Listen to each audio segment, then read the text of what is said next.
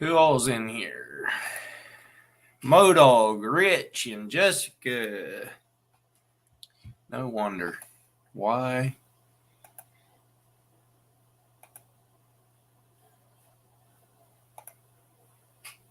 PA Trapping. I gotta get my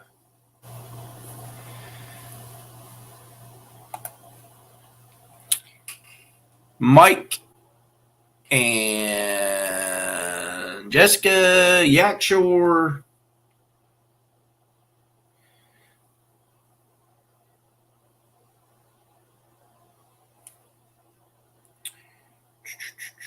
Trying to pull it up here on my phone quick so follow along. What's up, Queen Hess and Josh?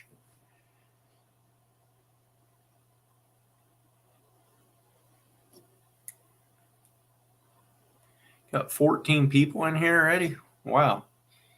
Crazy, crazy, crazy.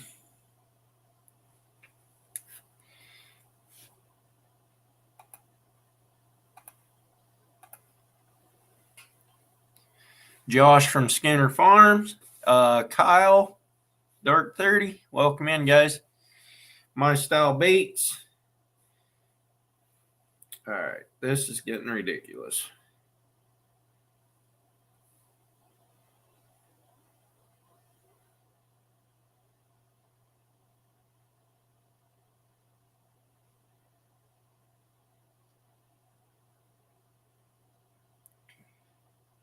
Rich, I think I said hi to you already.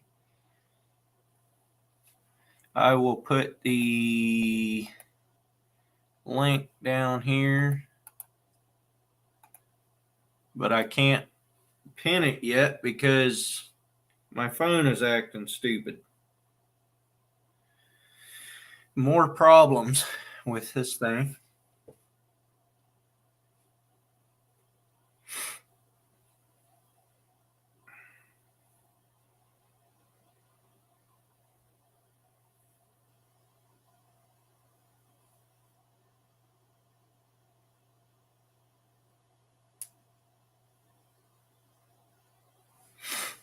What's up, Bud Files? Welcome in.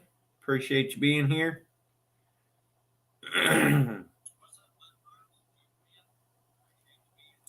There, I pinned it.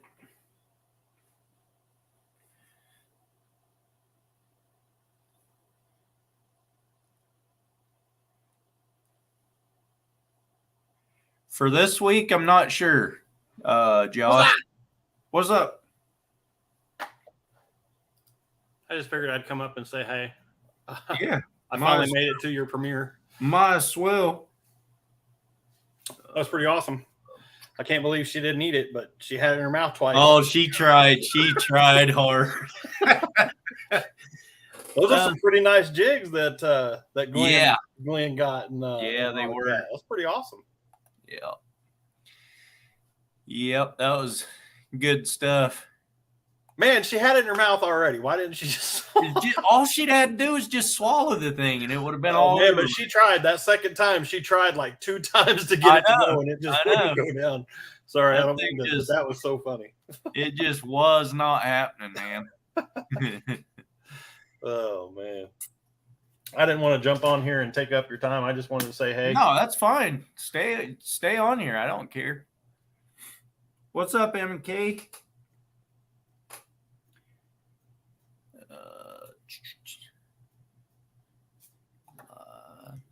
Got Rich's boat in my yard again. You got what? Rich, some old man's boat in my yard again. Oh, really? Yeah. Yeah. Trying to get her fixed. Finally accomplished what I've been trying to do since this thing started. What's up, Steve? Yeah, it's been a minute. All right. I think Kyle, how you doing, buddy? Set here.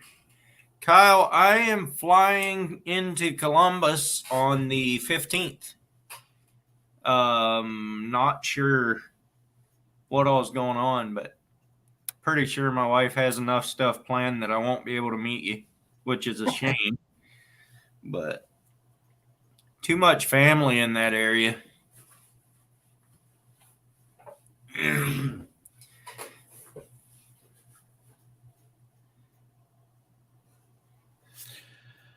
So you only pulled in what, 6? You said 6 crabs and 8 pots. It was horrible crabbing. So Mike is the only charter captain. M&K, you are not a mod. I'm going to make you a mod. I just saw that. That way you can go pick up all these channels if you want to. But Mike is the only captain on the charters out there that will actually throw extra pots that aren't like, it's $25 a pot if you want to do crabbing. And only 3 pots were bought that day. oh, But he knew the crabbing was so bad that he put out 6. And if he hadn't have done that, they'd only got a couple crabs. I mean, yeah. It was. Well, I saw you put that in there when you were doing your editing and stuff. Yeah. They put out extra pots so that they would get some. Yeah. I didn't understand. That's cool. Yeah, that looks like a lot of fun, man. I missed out on a lot of stuff when I was down on that part of the country. You know, I just wasn't into the going out in the ocean. And then in Florida, I didn't go out in the ocean. And now I live landlocked. And Yeah. now I got to take trips. Sarah from My Style Baits she suggested that all of us out here in the Oregon and Washington and Idaho and wherever get together and go on a charter. And so I started texting people that I knew and in the area and whatever. And we filled the Umatilla 2 plumb up, except for one spot. No kidding. And I was going to ask Chasing Dreams if he's in here tonight. Let me know. I was going to see if he wanted to go yet. But I need to get the paper with all the names on it. I think I brought that in tonight. Oh, I would love to, Rich. I would love to. Man, I'm telling you, I missed out on a bunch of stuff when I was stationed in Washington by the Puget Sound, and man, I just missed out on a lot of stuff there. Oh yeah, I did. It's right here. Then I was in Florida right off the Gulf and missed out on a bunch of stuff there. But what's up, Elizabeth? So the people that I call out here, I need your email address so I can email you at least the ones that haven't signed up yet for that trip. So I can email you the sign up sheet. Steve plus your friend, which I have your email already. Chad and Sarah. And I think I already sent that. I think I might have sent that to them.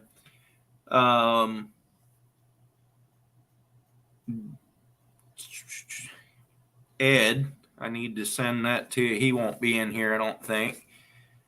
Jessica and Rich, Queen Hess, Joe and Heidi. And that's all that will probably be in my live tonight that's going. But that's awesome. I need you guys' email address. But yeah, we're going to have 16 people on that boat. That's going to be an awesome video. It will. A bunch of videos. Well, yeah, I guess so. Yeah, a bunch of videos. So that's going to be cool. You don't think Deke will be there in time? So it'll be just you, so I could get 2 more guys? Is that what you're saying, Steve? Because that's fine too. I don't think it'd be a problem to get another person. You know, if I ever did that, I'm sure that the first crab that I ever picked up would just pinch me. That's no problem. That's no problem. I'd video it. I know you would. There's going to be 16 of us, Kyle. I know you would. That'd be awesome. Okay, I thought I did, Sarah, but I wasn't sure. Got your text, Queen. Thank you. Elizabeth Rojas wants to know what trip you're talking about. A bunch of us from out here, me, Steve, Ed from Seabass Lingcod Halibut Facebook group, Sarah from My Style Baits and her brother, Queen Hess, Rich and Jessica Smart,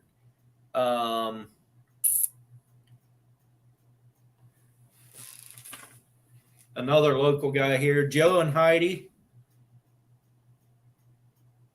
and Brian and his daughter, Brian from Working Class Fishing Podcast, and his daughter. We're all going on a charter boat bottom fishing, just like the video that just played.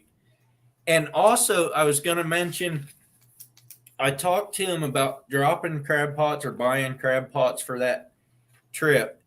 And you can do that. I wasn't sure that I even wanted people to, because that takes away from fishing time. But they said they try not to take away from fishing time for the crabbing. That's why they call it a half day. So you fish for 5 hours, or it'll be a little less than 5 hours because of the time it takes to get there. But what's up? She stole my thunder. And then you fish for however long till 11 o'clock, which is an hour before you have to be back to dock. And then you go pick up your crab pots and go in. So they may cut into, depending how many crab pots they would throw, it might cut into your fishing a little bit. I'm not going to buy a pot. It's $25 a pot for whoever wants one, but I'm not going to buy a pot. So does it, like, when are you planning on doing this? July 8th. So does that, I mean, you know me, I'm a bass fisherman. Yeah. So do the crabs slow down in that time period, or do they? No, it's actually supposed to be better as far as numbers, but they won't be full. Like they'll be softer shelled. So yeah, you'll get more numbers, but it's not going to be a lot of meat in them. Yeah. Well, that's cool. Maybe you'll catch some lingcod. Hopefully. Lingcod fishing is going to slow down from now on because they're done spawning and the water is going to get warmer. They like the colder water. I like how you say the warm water over there. Listen, I lived on that side of the country, and that water is cold all the time. No, I know it is, but warm water is in 5 degrees warmer than when they spawn. So yeah, it's very possible we'll get a couple lingcod, but we're not gonna probably get a ton of them. What's up, Charlie? Goose. I got your decals today. Thank you. Oh, this was sticking in my window. Oh, Derek David is going too. I forgot to mention him. I got this in my Triple D window out in my pick-em-up truck this weekend when I was out there. All right. May through August is their molt.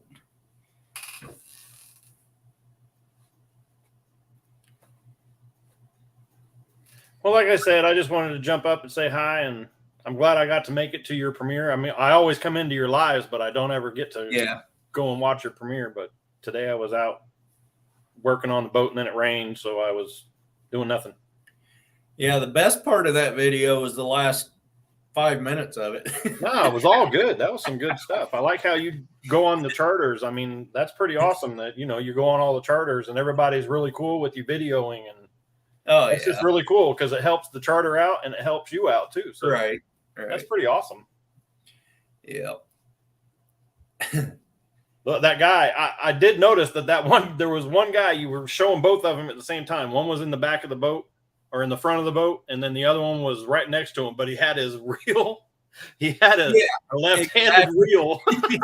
Yeah, exactly. And it was upside down, and he was going backwards. I was like, how do you reel that way? And then I noticed. Yeah, I don't know what people's problem is, how they do that. But anyway, he got fish. Everybody limited out on rockfish. So that was pretty awesome. But I was like, man, turn your reel over. Yeah.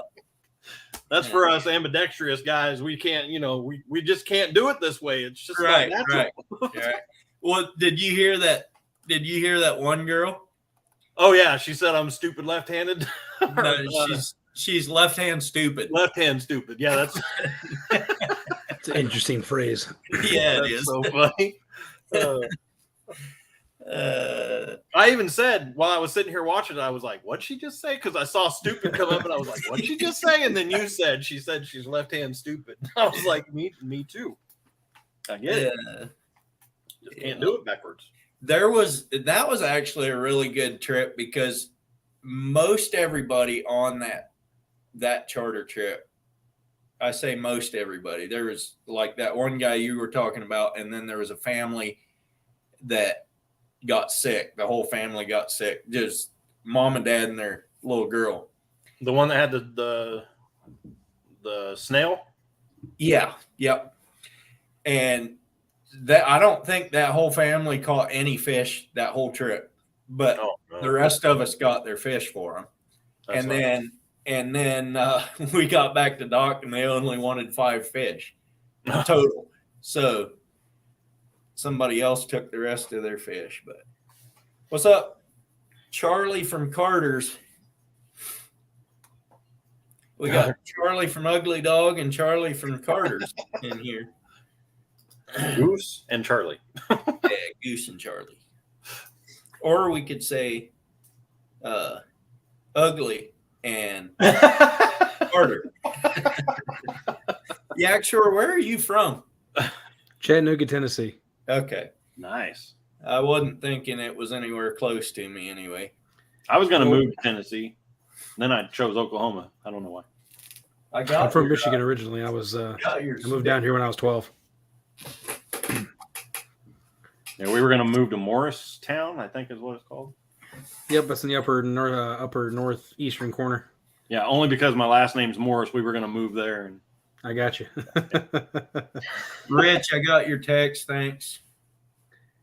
Yeah, when we moved, my parents originally were going to go to Greenville, South Carolina, but then I had family in Cleveland, Tennessee, which is about 30 minutes north of Chattanooga, and we came to visit, and my dad fell in love with it over here. So here I am. Yeah. Now I've been here 17. Or wait, how old am I? 30. Yeah, 17 years. He said, "How old am I?" I'll be 32 in September. So memories going south. I turned 1 in October. I said when I hit 50, I was starting over. So There you go. turn 1. Turn Man, 1. you're old. Is that why Yes. you don't have hair? No, it can't that's be the because children. children doesn't either. You've known me for what 2 years? You know that this just started. Do you see this white on my face? You remember when all this was? I don't even know who you are, Modog. Why would I know that? I don't know. I did tell you that I did hit the thumbs up button before I even watched your video, so you're growing on me. Usually I wait until I find out if I like it or not. Yeah.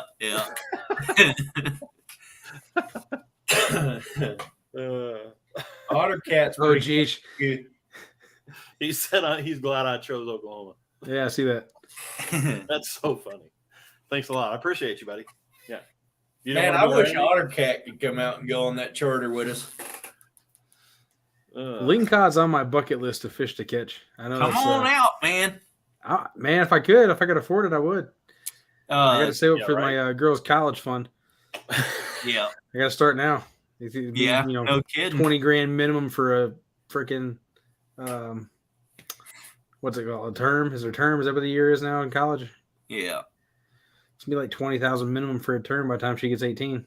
Yep, all red. It was all red. It was like I'm trying to break. Look, I Joe, can't I even got figure your out how to do this.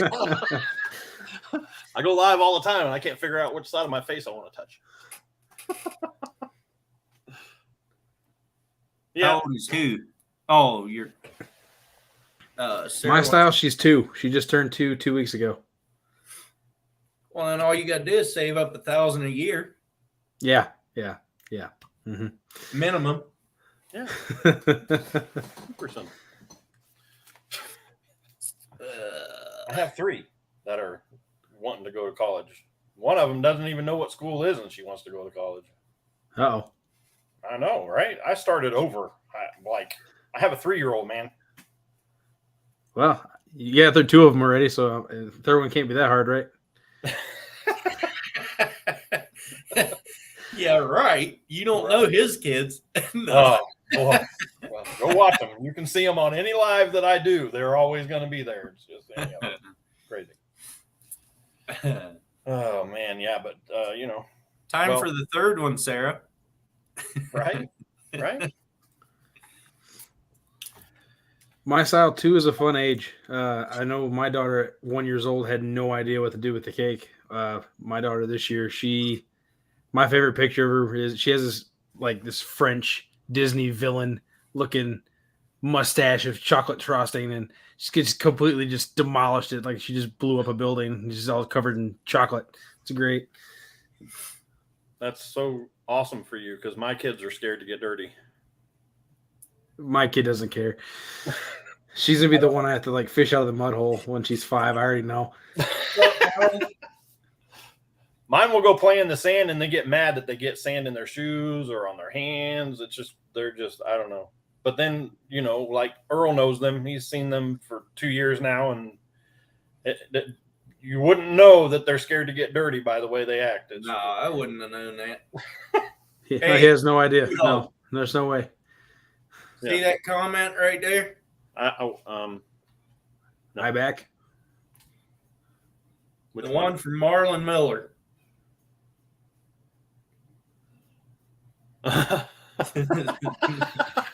There you That's so go. funny. Now you know. Hey, almost.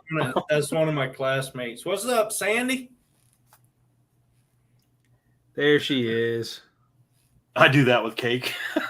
Is that not acceptable? Yeah, we know. I'm sure you do, Otter Cat. Random Amish man. What? Sandy Toe said, "Yak, Modog, random Amish Oh. man." I didn't even read that because I knew it wasn't fit for. Because you knew it was from Sandy. Yeah. Hey, I can you text me Rustic Outdoors address? Since last Thursday, I have messaged him on Gmail. I have sent him messages What's on your phone number? 804-661-3191. Hold on. I don't What care. is it? Scammer.com. Rustic Yeah, Outdoors? Rustic Outdoors. But Do I I have his? I don't know, but he messaged one of my videos that I put out. He put a comment on, and 2 minutes later, I said, "Hey, I need your address," and I still haven't heard anything from him. He's always busy. Seems That like man- I try to get hold of him a while back too. Through I don't know if I YouTube. It have didn't it. work that well. I thought you did. I have a whole bunch of them here. Yeah. Well, if you don't, that's fine. I'll just get it from somebody else. But I just thought you had said that you had it the other day. Maybe it wasn't you. Were you in my live Thursday? No, I don't. Okay, so it wasn't you. Never mind. 'Cause I think I was fishing, Okay, yeah. but No, that it wasn't doesn't mean I don't have it. Hey Modog, your age is showing. No. What's up, Lauren? because I don't have my hat on to catch all my thoughts. That's fair. They just I know the feeling, right? right. We got to shave to stay this pretty. Exactly.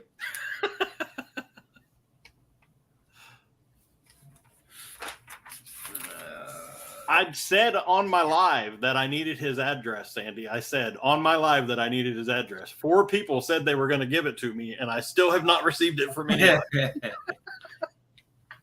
Sandy said she could be your hero. All it takes is $50. $50.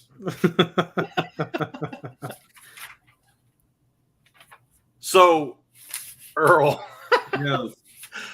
Crystal told me the other day that I need to, because one of my followers, have that I fish tournaments. Okay. He said, "Hey, I want you to go out and just throw spinner baits and just do a video with spinner baits." And I was like, "Okay." So I told Crystal that, and she goes, "You should start a fans only where they can tell you to go out and fish in tank tops and short shorts and only throw this or that." Sheesh. No. What's up? Cowboy, cowboy boots and the Speedo. No, not happening.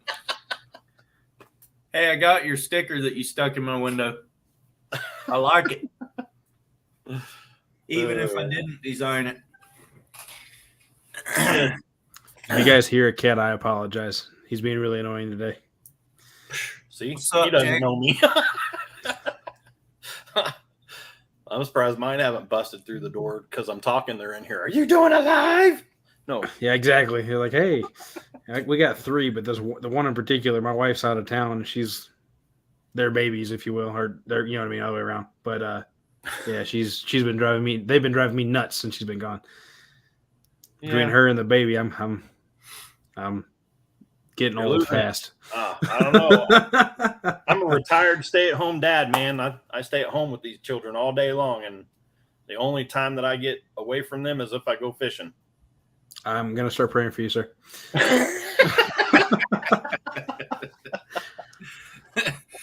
Brings a whole new meaning to the song. I can only imagine. Yes. So yeah.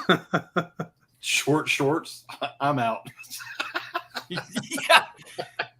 I'm out before that. She said, "Can you imagine how many views you'd get?" I said, "No, I'd lose subscribers." Yeah, no kidding. I'd be one of them. I'd be, see ya. I have no idea who Modog is. Never heard of him. Never seen him. Never Nope. done. Nope. Never saw Don't the even guy. want to. Oh man. But anyway. Not today. Steve, She said that doesn't mean I was listening. Steve never told me. Steve, are you still in here? Are you saying that it's only one spot on the boat for you? What?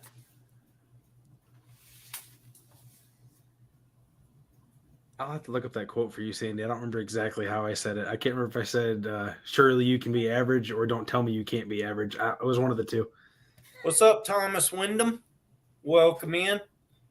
Hey, Thomas, you're another one that could be invited for that. If you want to go on the charter boat with a whole bunch of us crazy people like Steve and Sarah from My Style Baits and Derek David and Brian from Working Class Fishing Podcast and a bunch of others. $100 for the charter. If you want to throw crab pots, it's an extra $25. We're doing a big fish $10 buy-in and probably some other games on the boat that day. So You gonna stream it? we're all making videos. It's a whole bunch of Yeah. YouTubers. That's So, awesome. I got you. So many. well, you ain't Sandy. gonna be out here, Jacob. 6 trips a year is average for new anglers. 6 trip in the States. Now, granted, you aren't in the States, so I'll give you a little bit of leeway. But 1 trip a year is not enough, and 0 trips is unacceptable. Well, I've already gone out twice this year. So, I mean, on charter boats. I've been out on my boat a lot. Right? Yeah. But Sandy is specifically referring to my podcast I did Saturday, Oh, gotcha. where I was talking about new anglers and trying to eliminate the excuses I hear from a lot of people about getting into fishing. One of them being I don't have time, and that's the one that I seem to stab her in the heart with unintentionally. So, Thomas, if you want to go, let me know, and I'll put your name on the list. And just message me. And it's on July 8th. Check-in time is 6:30. Leaving dock at 7 is what they said, but it's also Captain Troy. So.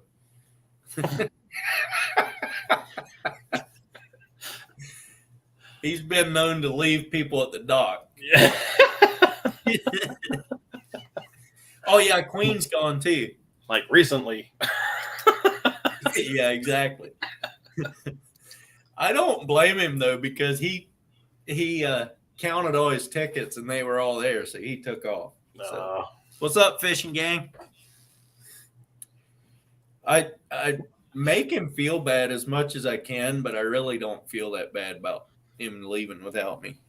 Well, that's still pretty cool that Mike picked you up. Yeah, I know. I knew Mike from before. I mean, he was actually captain of the Umatilla 2 on one of the 2 of the trips I went with him, I think. That's awesome. We could, Steve. We could go fry up some fish at one of the parks or something. We definitely could do that. But people would have to bring the sides and everything like if they want more than just fish, they'd have to bring some whatever. Yeah, sounds like you guys Like are gonna have a blast. Like I said, Sandy, I wasn't trying to target you specifically. I am sorry. I'm glad it made you think at least, though. But I did not specifically, hey, Sandy, you didn't fish enough this year. Could All do I the said. parking lot, Steve, but I bet you that parking lot's going to be Hey, full you. that day. Exactly. She wasn't even there. She watched the replay afterwards. She wasn't up at 7 o'clock my time. Or if she was, it was, I'm trying to think what time it would have been at 7 in the morning in Australia. 7 in the morning, it's about midnight or 1 o'clock. Yeah, no, she probably wasn't even awake.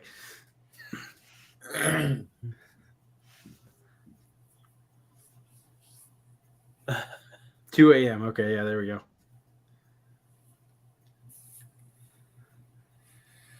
Sandy, you going to come up and talk to us? There's Chasing Dreams. Chasing Dreams. I got something for you. You might want to be concerned about that Chasing Dreams. It's probably a rock. Steve from Wyoming. Chad and Sarah from My Style Baits. Brian and Kayla from Working Class Fishing Podcast or Pacific Northwest Vintage Fishing, one of those channels, and his daughter. Derek David from Triple D. Ed from Sea Bass Lingcod Halibut Facebook group. Rich and Jessica Smart. Queen Hess. Joe and Heidi. And me.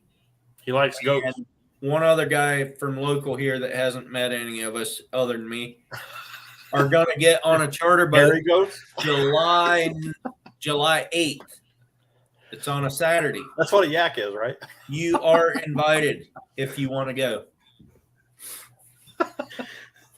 No, that's not. That's not it. Yaks are more like a cow. Is it a cow? So he loves hairy cows. It's more like a cow. No, I fish from a kayak and I fish from the bank. I'm too broke for a boat. So yak shore, yeah. Yeah. I was trying to think of something unique, and that's what I came up with, and nobody had it, and I was like, you know what, that'll work if I ever decide to do anything with it. Don't get a boat because then you'll have to go to boat yak shore. Yeah, well, I thought about that too, but I already got a boat and it hasn't changed. So I have a boat. My wife and I are working on a boat. It doesn't quite work yet. We were going to try to have it done by July, but life is getting in the way. I'm not sure I'll get it done by then. Golly, life. Yeah, I know, right? Yes, out of Newport. What's up, Jody? So it's not a goat. It's a cow. Okay, got it.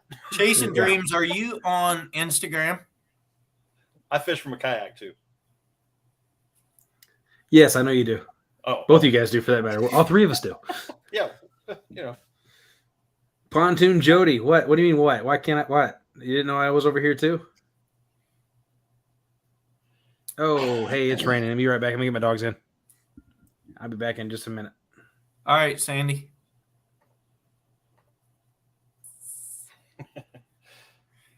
I like him. How come I don't have him already? Just the Facebooks. Do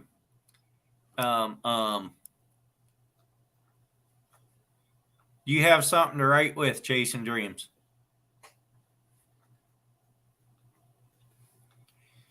By the way, why do you have a Virginia number?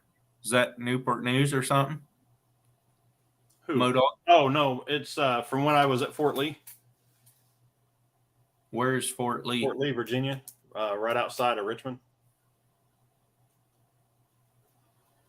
Which down way? By Lehigh? Petersburg.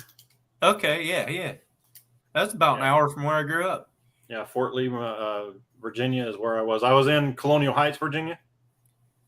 That's where Yeah. I lived, was Yep. in Colonial Heights. But we got our phones there, and I just kept them. 541-223-2833.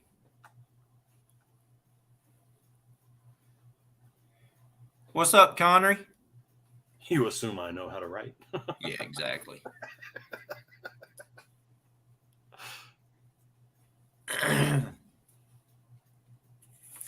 That's gonna be a fun day if I ever knew a fun day. Right?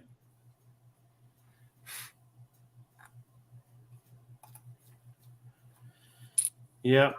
Jay in here. I just wanted to not have to change my number. Next gen 17,000. in here. What? I got the big times in here, man. Next gen trapper. Welcome in. Wow.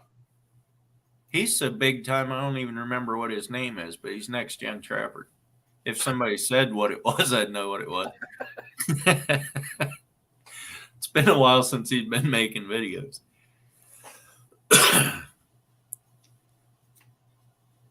I already do Queen Hess, so it's not that big of a deal.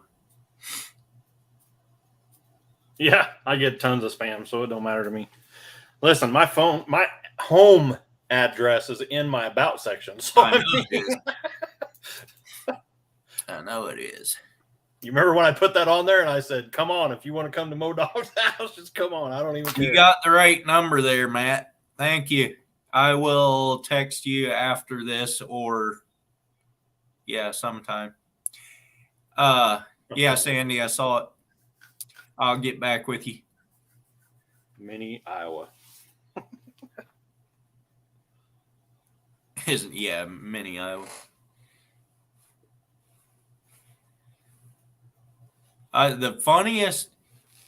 think the funniest ever moment on any of my lives was when I asked Siri who Iowa Trapper was when he was on panel, and it came up with his name, and the look on his face was just priceless. But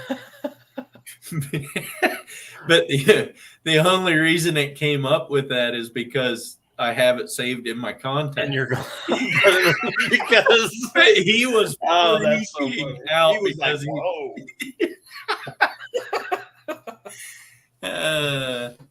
what is up with him? Where's little Italy? See you enjoying God's creation, crafting, and singing. You take care as well. Yeah.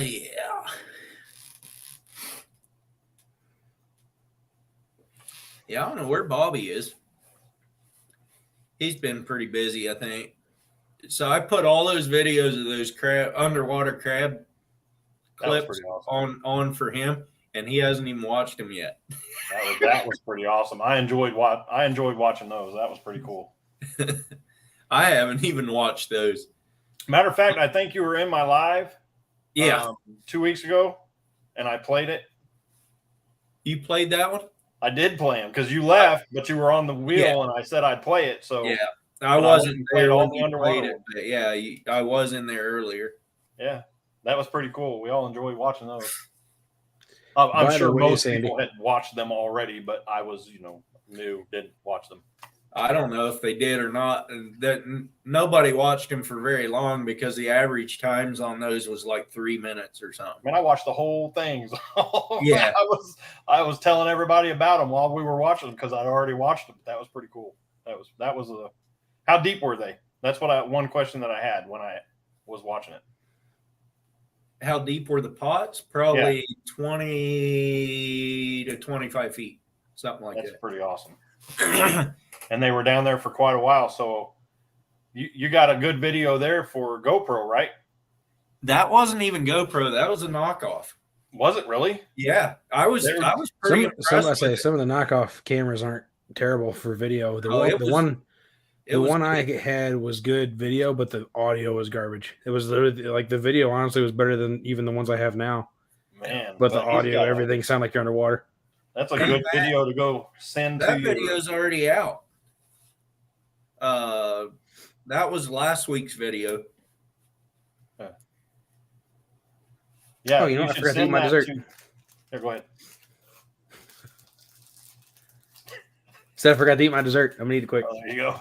You Matt, should we're send just that to the people who made those, who made that GoPro, because that's perfect selling pitch for their. It was Alan's cameras, and he sold them. He just told me Saturday that he sold all those cameras. So that was pretty cool, though. I enjoyed watching that. no, Made me think about these going and streets, we running never the really team had on the any track. mishap on the ramp. It was the walleye fishing one. Yeah, that one. That's the one. The squall fish. That was our whole entire day of fishing. Was that piece of garbage fish. And one little small eye. One little smallie. That's a sure kind of evil. There's the old Bobby guy. What's going Howdy. on? Where were you in Little Italy or where? No, I was on a TikTok live. Oh, got you.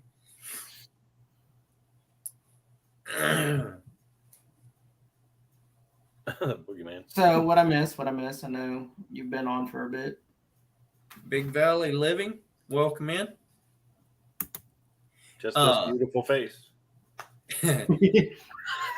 So, Bobby, the big news is that a whole bunch of us from out here are going to jump on a charter July 8th. Steve, me, Brian, and his daughter. Brian is Pacific Northwest Vintage Fishing. Derek David, We sold Jess and Rich, Hester, Joe and Heidi, whole bunch of us. Y'all are taking all the spots, huh? Yeah, I got the whole boat. 16 Nice. of us. Nice. You bet you that's going to be a fun one. Now I Who was sold my there. boat? Ain't nobody sold my boat. Yeah, she said sold his boat because he wanted a wooden canoe.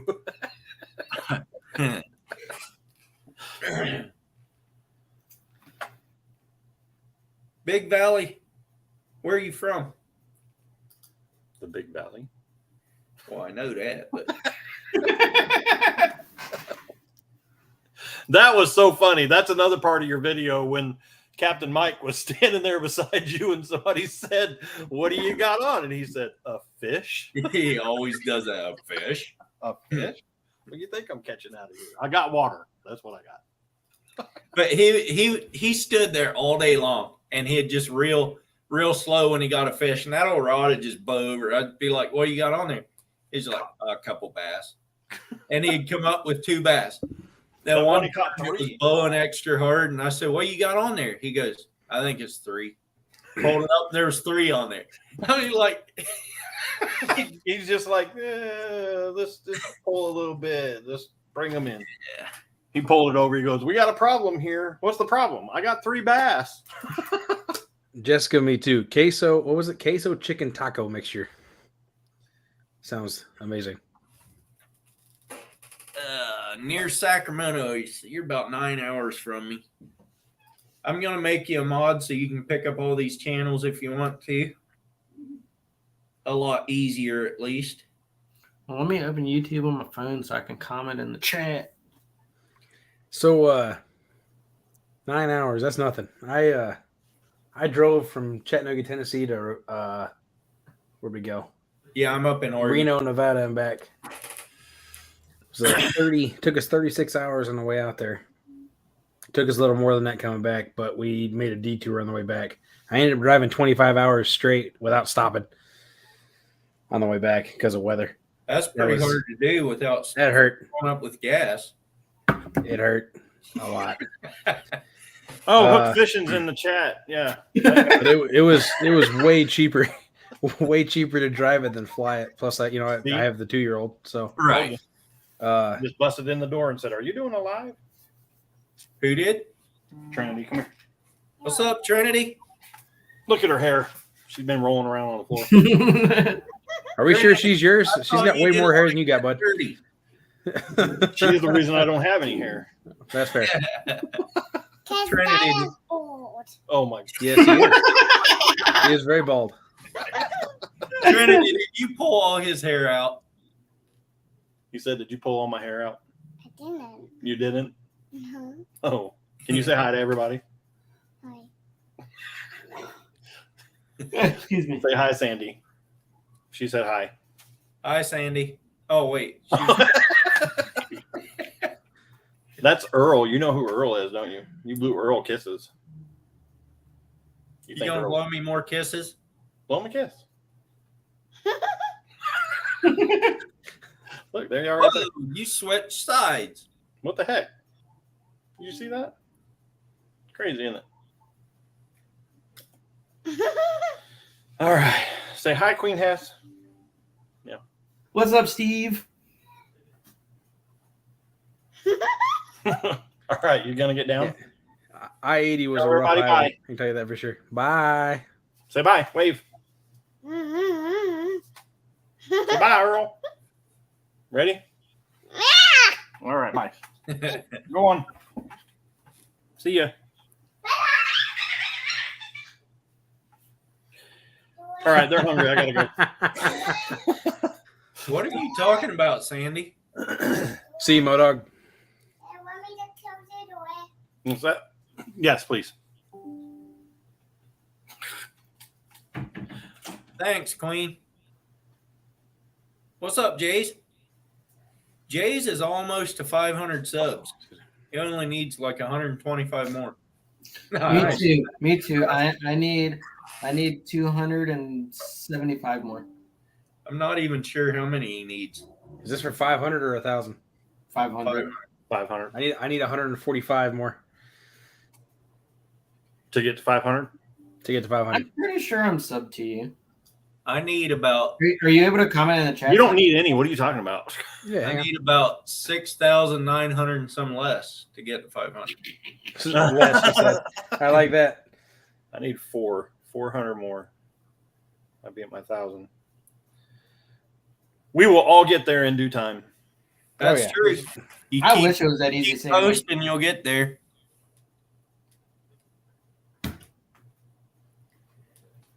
Yeah. I need to post more. Yeah, me too. That's why I started the podcast because at least even with my busy fathering working schedule, I guess I'll do something. Mark, you can come up on panel too if you want. Yeah, I've started doing weekly lives. It usually overlaps with Modog, unfortunately. But I try to go on after he's been on for a while. See, that's where I You know, went. you guys, if you ever coordinated, you guys can actually through YouTube or through StreamYard even, you can do the shared destinations and stream to both y'all's channels at once. Hey, you know, it's not my fault that I go 2.5 hours one week and then 7 the next. It's not my fault. Mine are the same way, man. Like it could be 45 minutes or it could be 4 hours. I mean, It depends if my wife and the kid fall asleep, or if I'm on third shift, or if it's raining. Can I ask anyone in the chat to share Yak Shore's? Oh, did I not do that? Hang on, my bad. Type something in the chat. I did already, but I'll just share the link. I didn't see it. It might not have come through on my end. I'll one up you. It's all good. Oh, believe me, I know all about the subs that come from stupid shorts. That's all I do is stupid ones. Sandy says Modog's lives are always that extra bit of special. Sometimes you go. they're There too we go. special. Should we come in a Sometimes. second? Yeah. Yeah, I'm already subscribed to you. I thought I was. I just wasn't sure. Let me go find out if I'm not. Thanks, guys. I will help you get there. But if somebody sees my name on your channel, they're going to be like, oh, I don't want to go there. Nah, I'll be all right. If Sandy didn't run away, it can't be that bad. Apparently, I hurt her feelings, so you know. All right, I will go watch some I- of your stuff later. Appreciate it. Big Valley, what are you saying? Am I sharing my lives?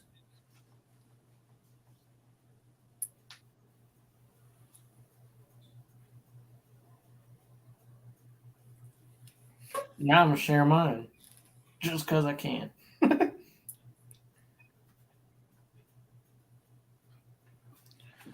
Oh, Fisher you know what? I'm sorry. I actually am not subscribed. Let me fix that right now. 1,000. There you go.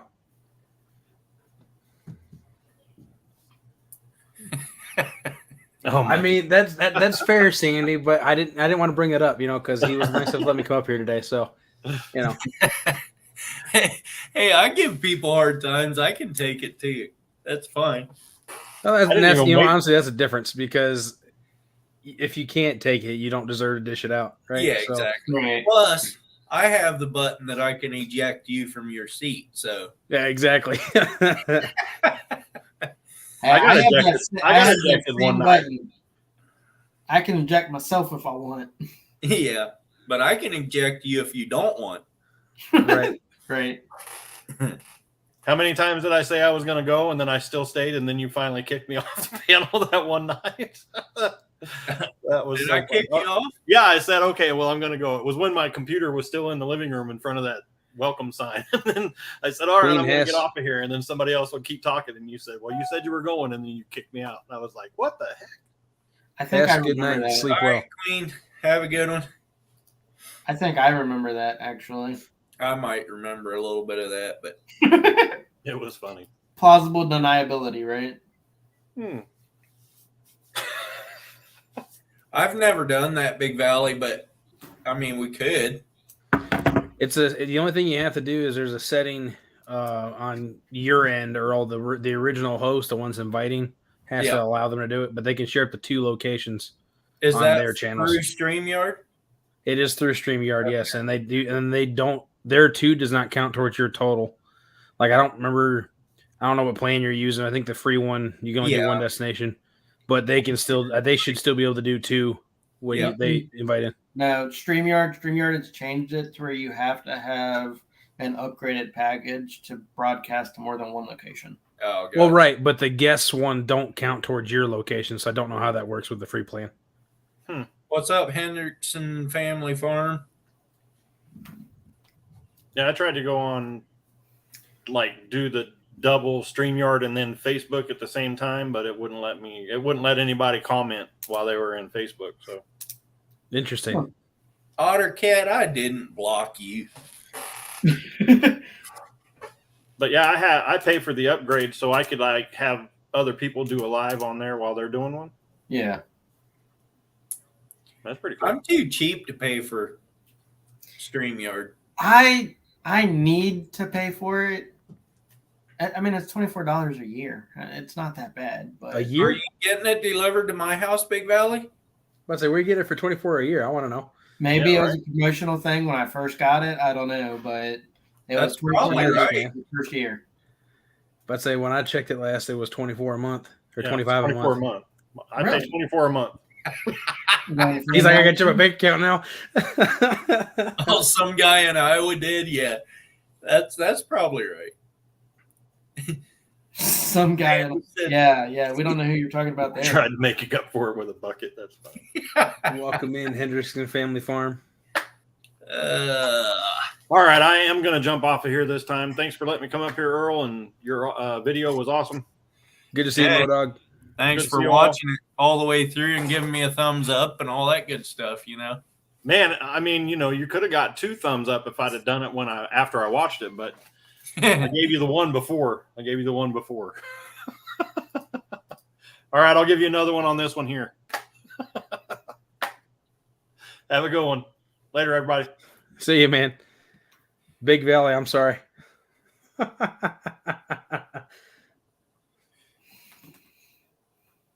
Big Valley says my hubs just came in and said you don't have to share that.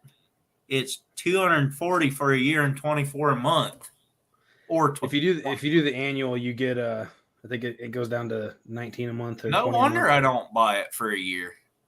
I'm looking at it now. It has changed. It's $20 a month for basic. You save $60 out of the year if you do annual billing. And Yeah. for professional, it's $39 a month if you do it monthly. But if you do annually, you save $120 in that year. You know what's funny though? So I figured this out today because I was doing some research on it. I had some issues with the podcast lagging the other day, so I was trying to figure out why that happened. Apparently, the amount of bit rate you need to support 1080p is extremely high. And so it actually makes more sense, even though it's $1 cheaper to use EVMux to do StreamYard for two reasons. One, StreamYard you can actually do on your cell phone, whereas EVMux you can't. You can invite guests on a cell phone, but you can't actually do the studio stuff, the main part of it. Right. But the nice thing about them was that it was 1080p on their free plan. So, and it was 1080p the whole time. But with the professional plan from StreamYard, you can do 1080p. But for most people, including myself, 720 is the highest you need because most people's internet can't handle it. It's not even necessarily internet. A lot of people's devices can't handle it. Well, yeah, that too. Exactly. Most people are probably watching on a cheap laptop or a PC. They'll say Well, it's even on but- even on a TV, I mean, until you get to those high dollar TVs, you're not going to really notice the difference between 720 and 1080 anyway. Right. I mean, personally, I've never noticed the difference. It's either 8-bit or HD. Like that's the way my vision works. Appreciate that, Big Valley. Big Valley, the people that are driving down the road though and doing lives are people learn to know them personally, and it's like sitting and visiting with them. That's all they're after at that point. Just like Randy, he does that all the time because he drives truck. So all he's doing is trying to pass his day, and he's not necessarily even trying to grow his channel, I don't think. Just somebody to talk to. Yeah, somebody to talk to while he's driving. So there's that group of people, and then I mean he also goes into fishing and hunting channels too, I think. What's up, hunting and stuff? Welcome in.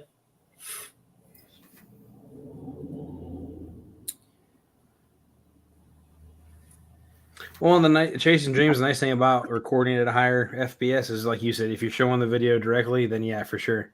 Or like you see it, you're watching it on TV, and there's nothing saying you can't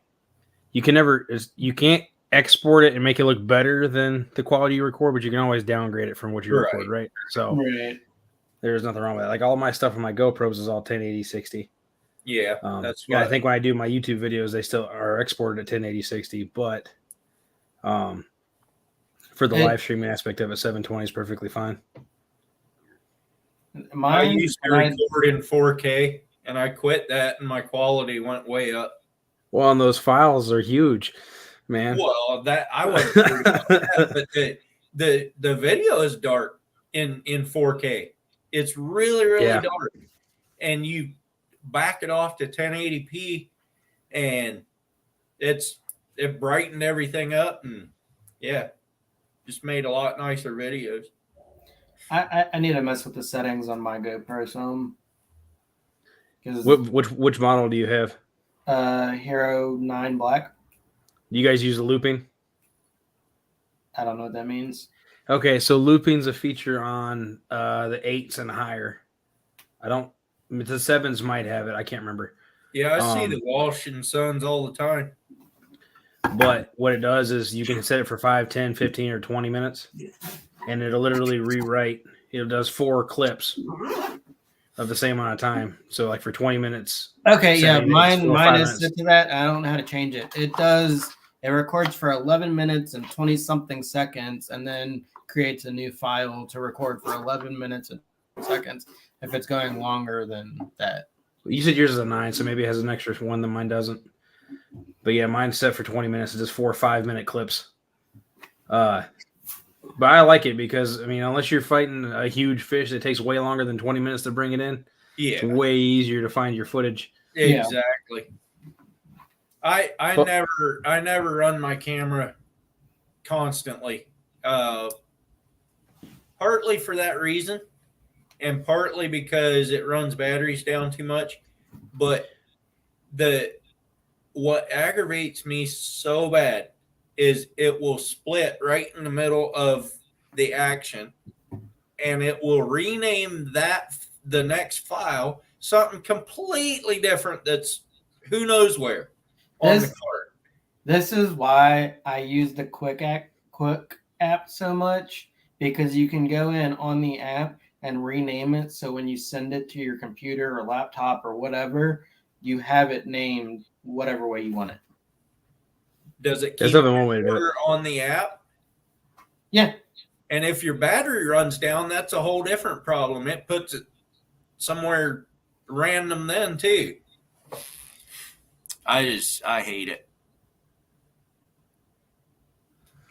Yeah, the 10 was known for eating the batteries. Like I said, I have two 8 blacks and 1 7 silver or white or whatever it was called. Which the 7, because of the way, since it's an internal battery, I use it for underwater shots and stuff like that. Yeah. So I don't have to worry about it getting damaged as easy. But yeah, I definitely use the looping on the 8s. I actually think one of mine was stolen. So long story short, when I was in Reno, I had took my cameras because I had thought about possibly filming some of that trip. Because for a bowling tournament, we were going to do some scenery Alvin? stuff afterwards and everything. And I think the valet guy stole my GoPro. I had one of those action hats. I think he stole it and the GoPro. But I didn't know about it until I got back home. When I went to unpack it, I couldn't find it. So I might be short a camera. I got to keep looking. Which kind of sucks. Chasing dreams. It would be cool to get some of the footage, like the hook sets and some of that stuff when I'm fishing for bass and stuff. But when I'm editing the videos, I do not miss having hours and hours of footage to go through. I turn it on when I get action and turn it off when the action quits. What kind of camera do you got, Earl? Hero 8.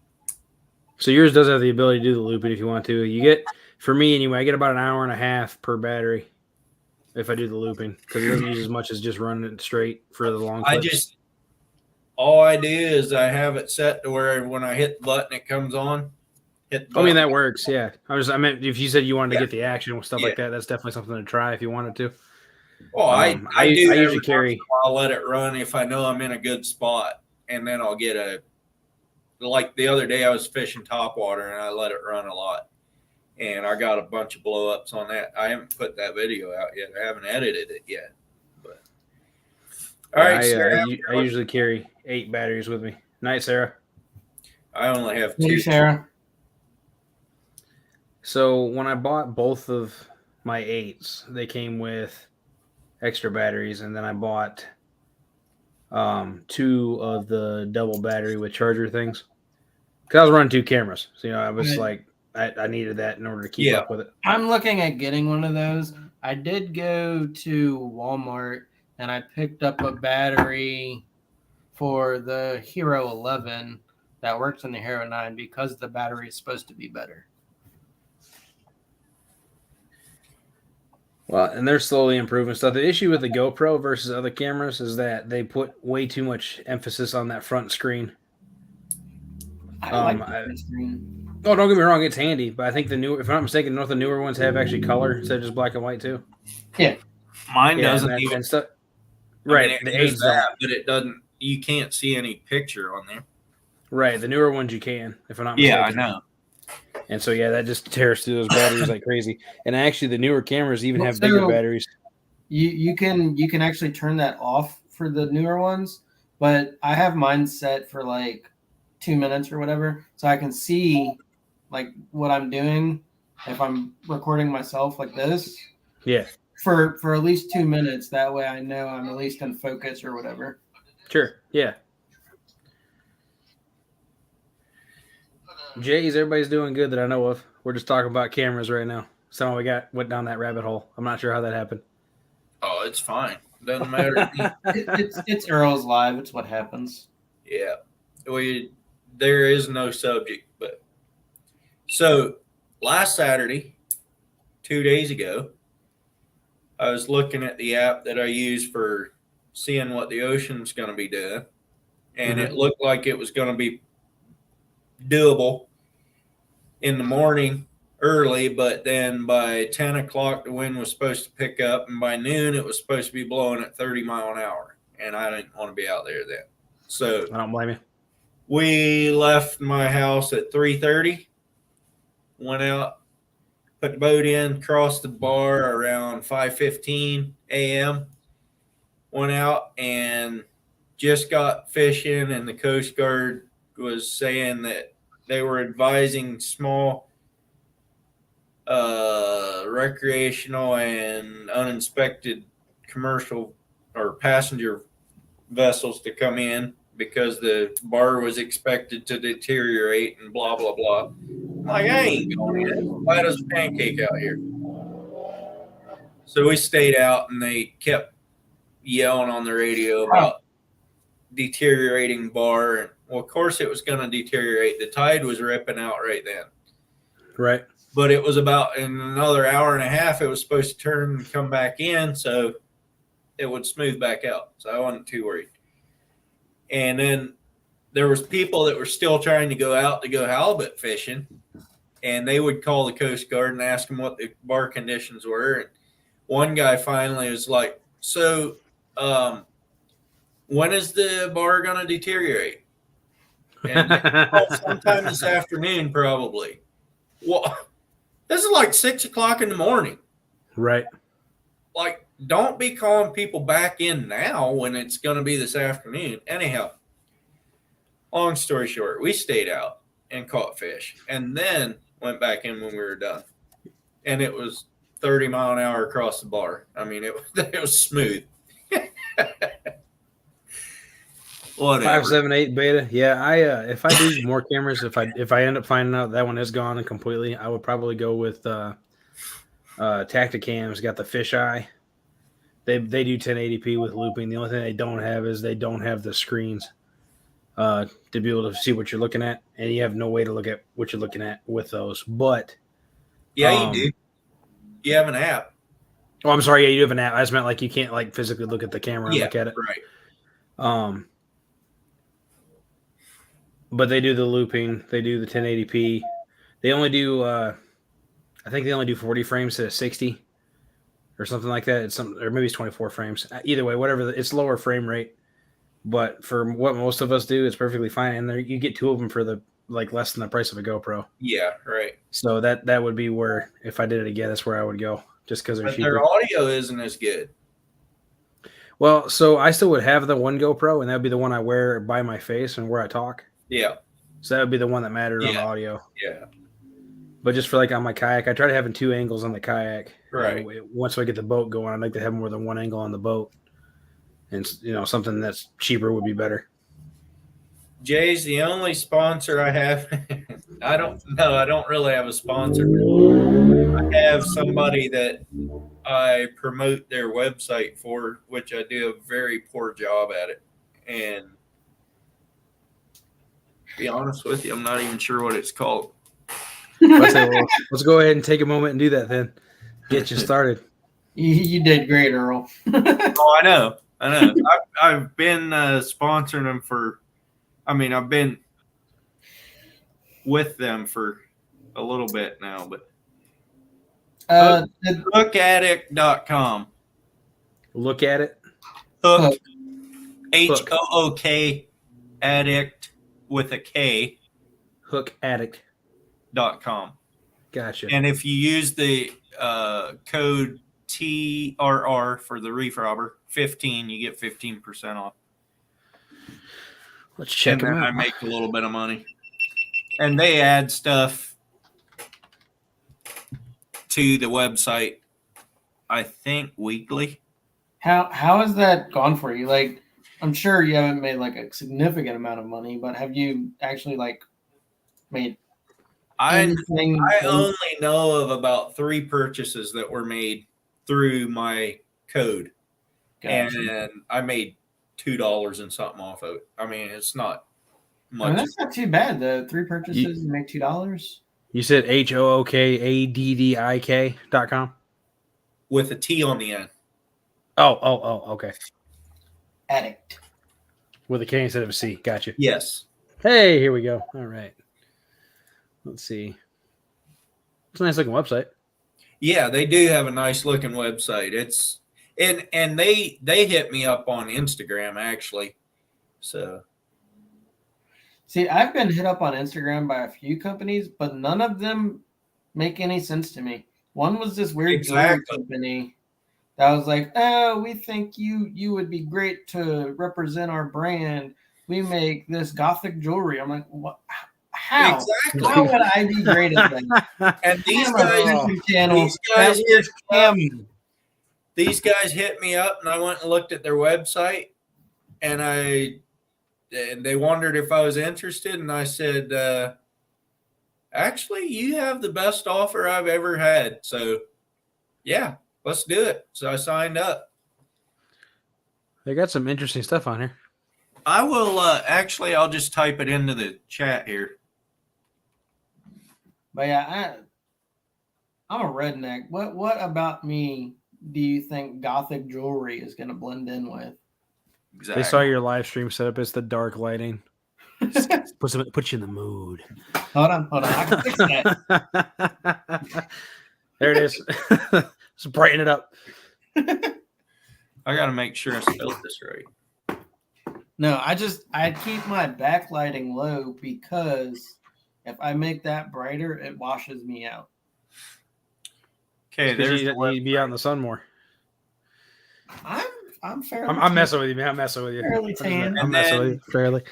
I mean, I agree with you. I need to be out in the sun more. I need to go do more fishing that I have not been able to do for a while. We all do. I think the only one here that's fishing at enough is probably Earl.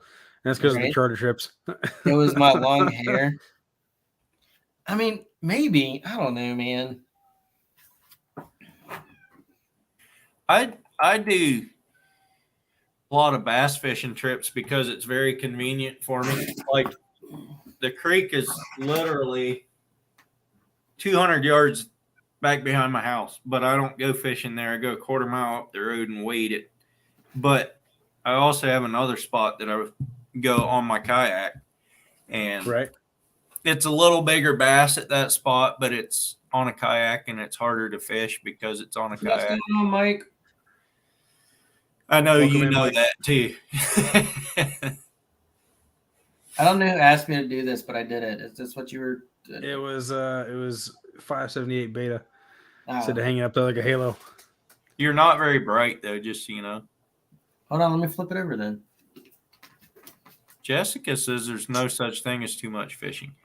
You know what, There's Jessica? not. Is that Come to better? think of it, the other day I got off work around 3:00 and I came home and grabbed my camera and my waders. I went fishing, and by 7:00 that evening, I was so sick of fishing, I came home. What's up, Ted? What's up, Ted?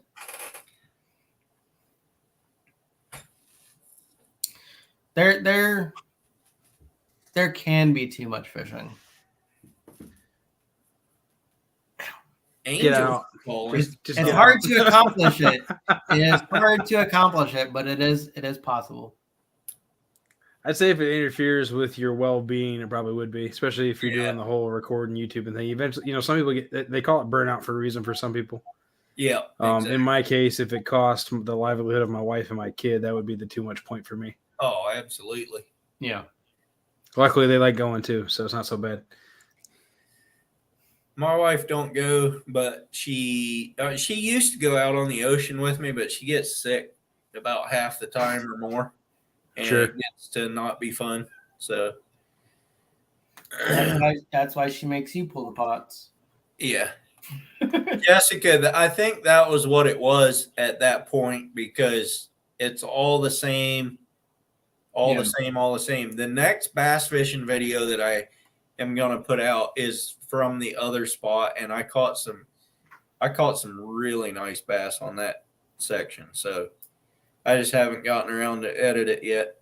Oh, I fish in my sleep too, but I've been surf fishing, and I spent, I don't know, 9.5 hours on this beach. That was a little too much fishing. Did you catch anything in the 9.5 hours? I caught a couple of bluefish, Well, then it was Layers. fine.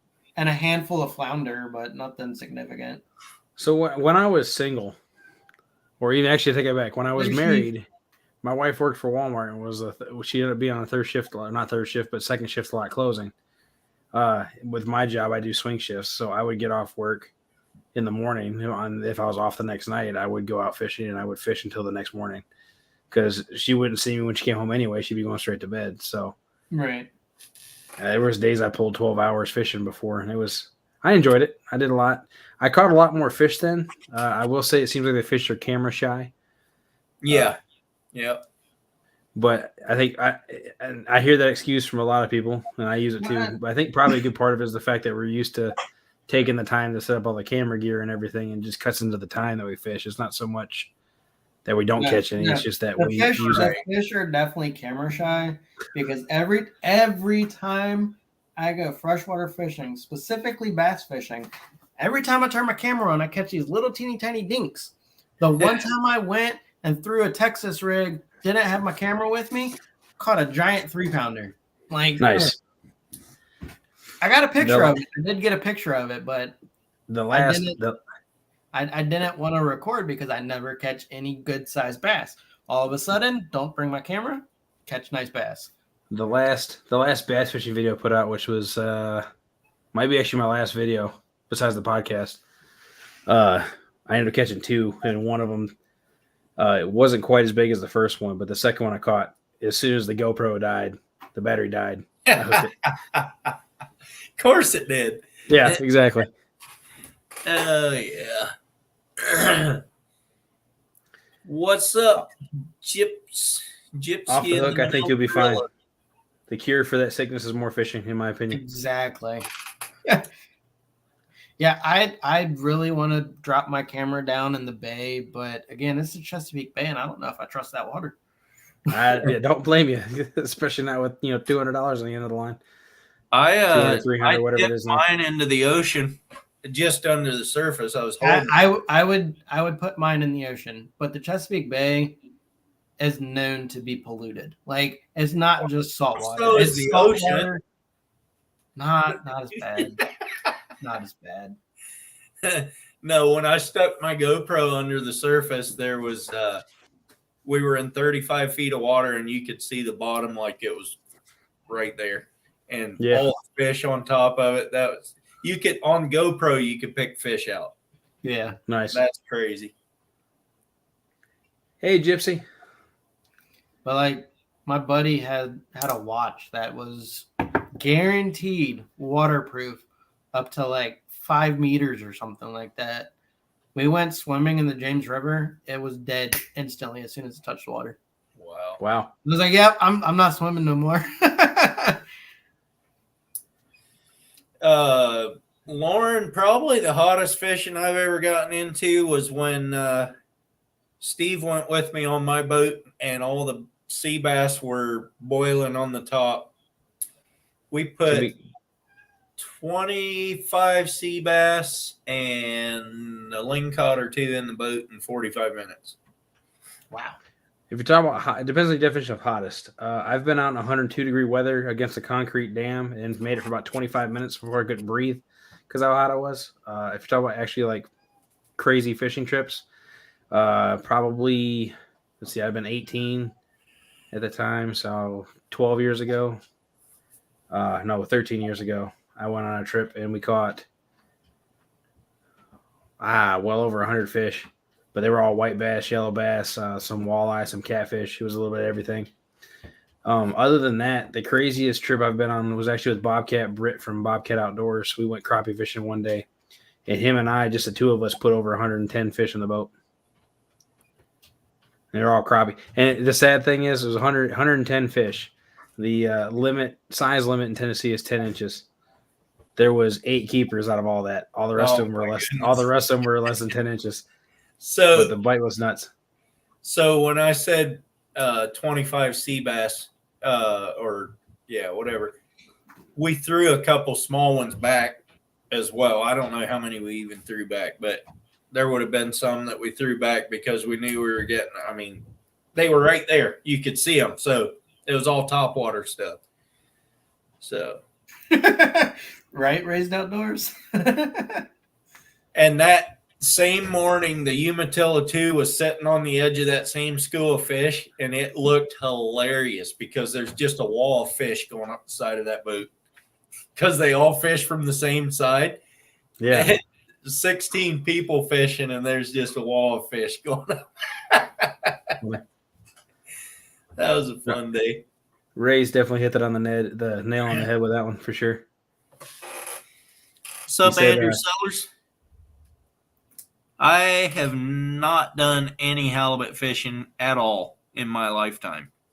That's something I want to get into. Yeah, Steve won't take them. Yeah, Steve won't take me, and Brad won't take me, and I don't know. So,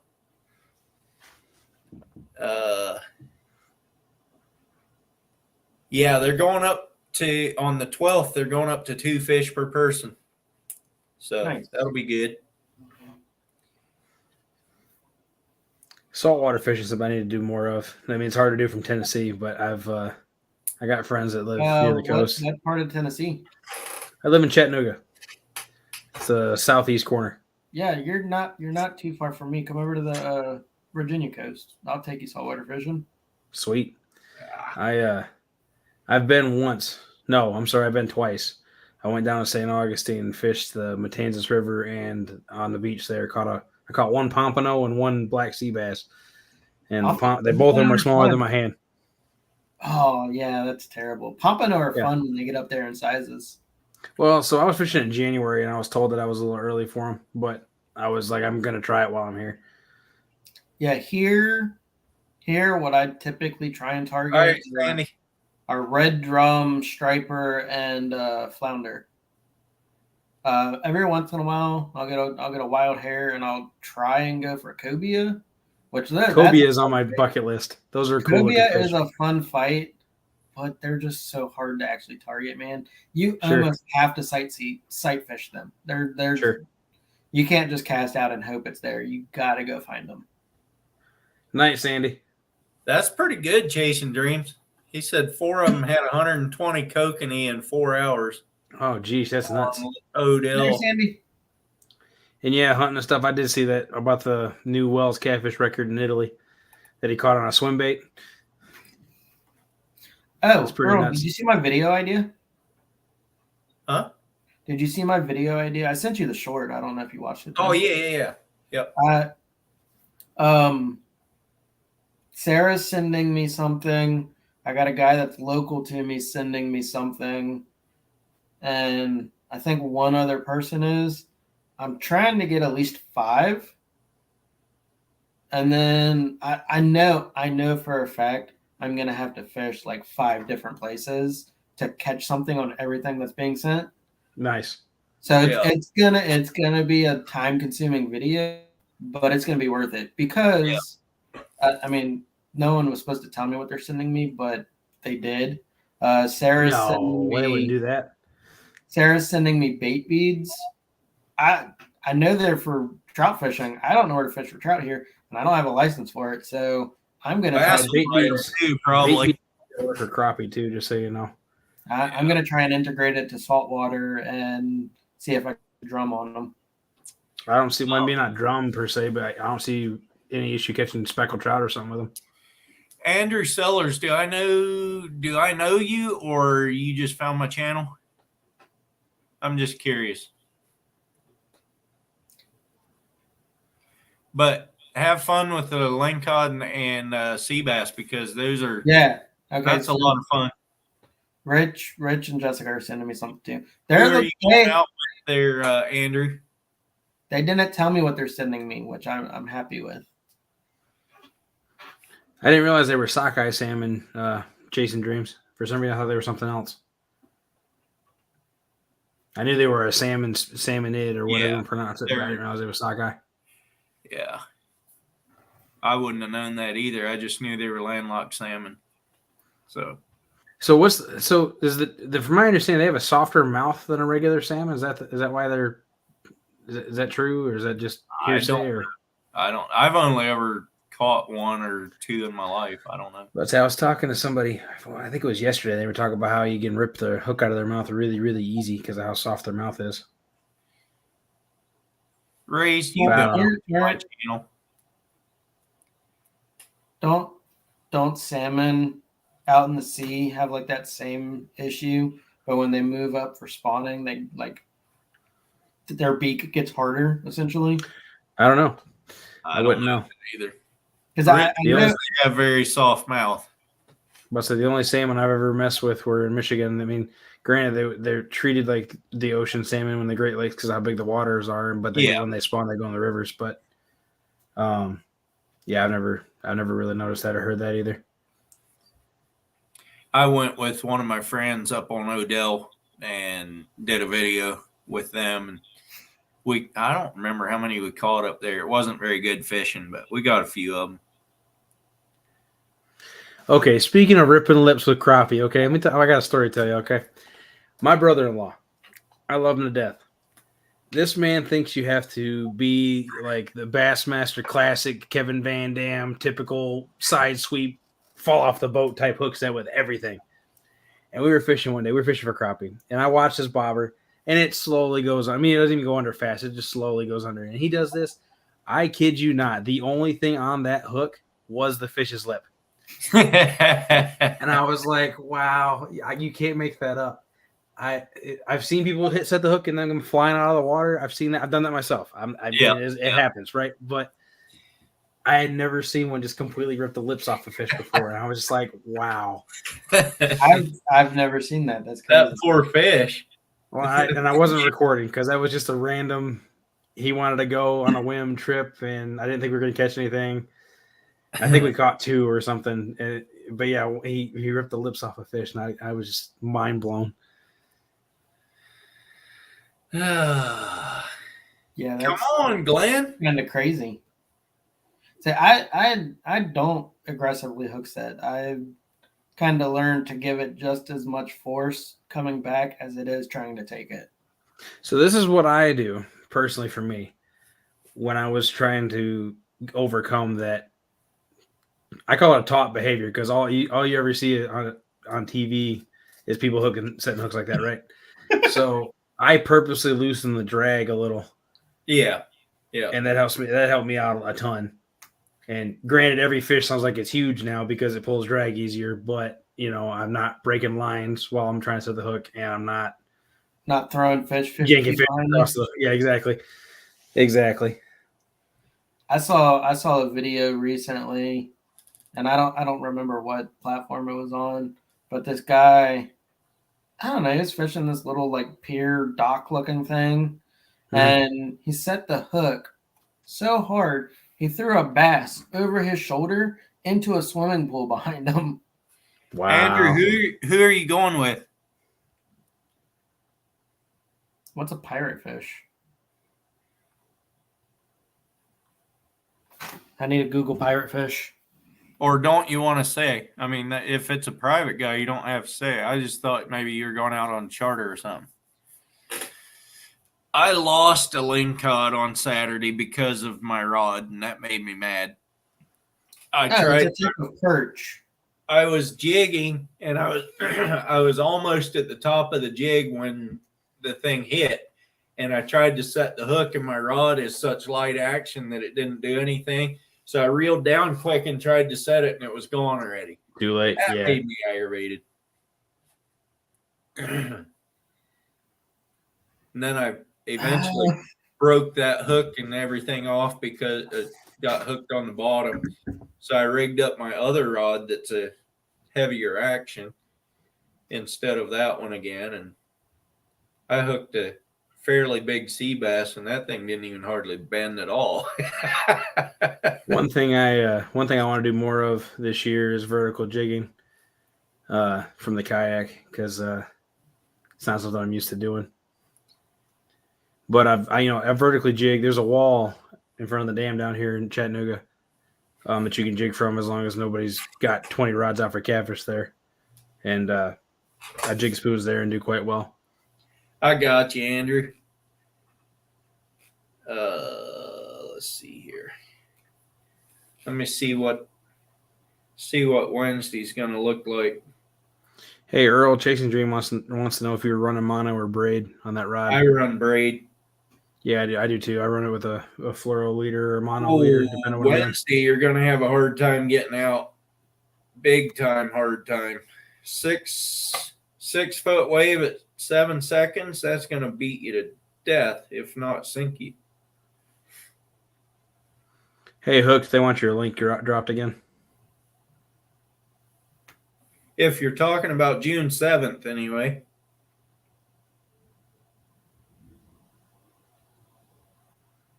There you go, Big Valley. Yeah, that's gonna be a bumpy ride. Well, he didn't. I don't know if did he say where he was going? Is he actually up by you, or is he maybe further down the coast or something? I think he said Newport. He said Earlier. Newport, yeah. Okay. But yeah, I run braid on everything too. Well, no, he did not. Yeah, he did. Yeah, he did. Yeah, he did.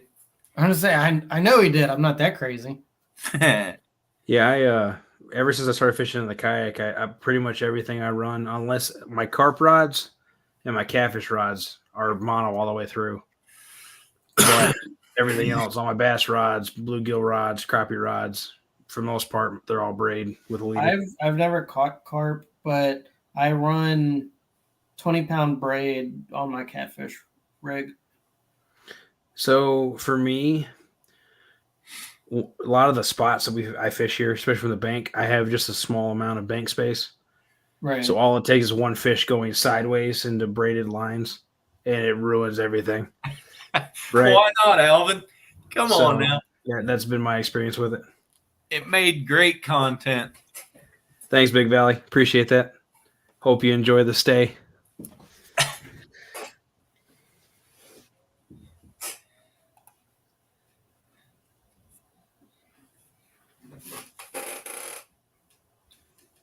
Yeah, where I'm at, I've got the James River, York River, and the Chickahominy River all within 5 to 20 minutes from me. Like I can pretty much fish One of the anywhere. nice things about the James River is it's more of a mud bottom too. I know Dustin and Stan and Dan, right? All of them, a lot of them fish braid because of that. Yep. And I will say for my kayaking, I know a lot of the guys are like, oh, you got to go 80-pound for catfish because you can catch an 80-pounder. Well, that's all fine and dandy, but I'm a big dude. I already am off balance anyway, and I'm on a sit on top kayak that's already got me higher up anyway.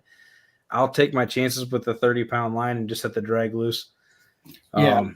Because I need to be able to break off if I snag. I typically use 20-pound braid for catfishing. I do have one rod that I have 60-pound on, but the reel is also like that big around, so it would take a lot of 20-pound to fill it up. So right, I just bumped up the size to. What's up, David Smith? But say, yeah, most of my stuff's like my catfish rods are 30, my carp rods are 20, and both those are all mono. You have to go watch the video, David.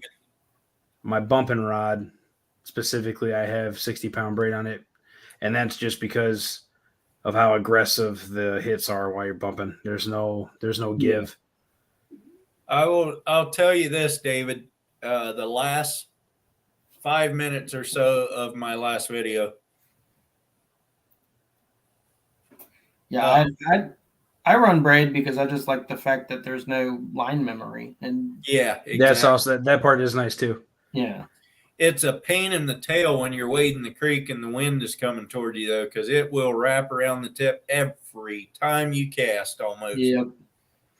It's the one that just premiered like 2 hours ago. It's I don't know what the title is. Let me go look.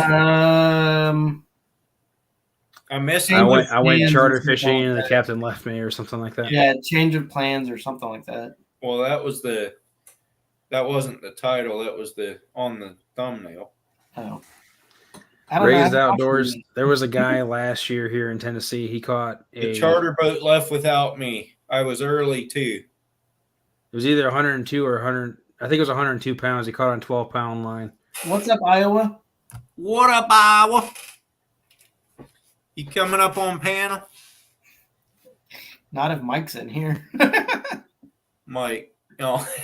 I don't think Mike's in here anymore. Yeah, that's the issue. That's another thing. Tennessee River is almost nothing but rocks. So yeah, that's why another reason why I don't I use leaders for sure. And my Cavish rods are all mono because that stuff does get drugged through rocks and muscle beds and everything like that, and it just tears lines apart. Or tears braid apart, rather.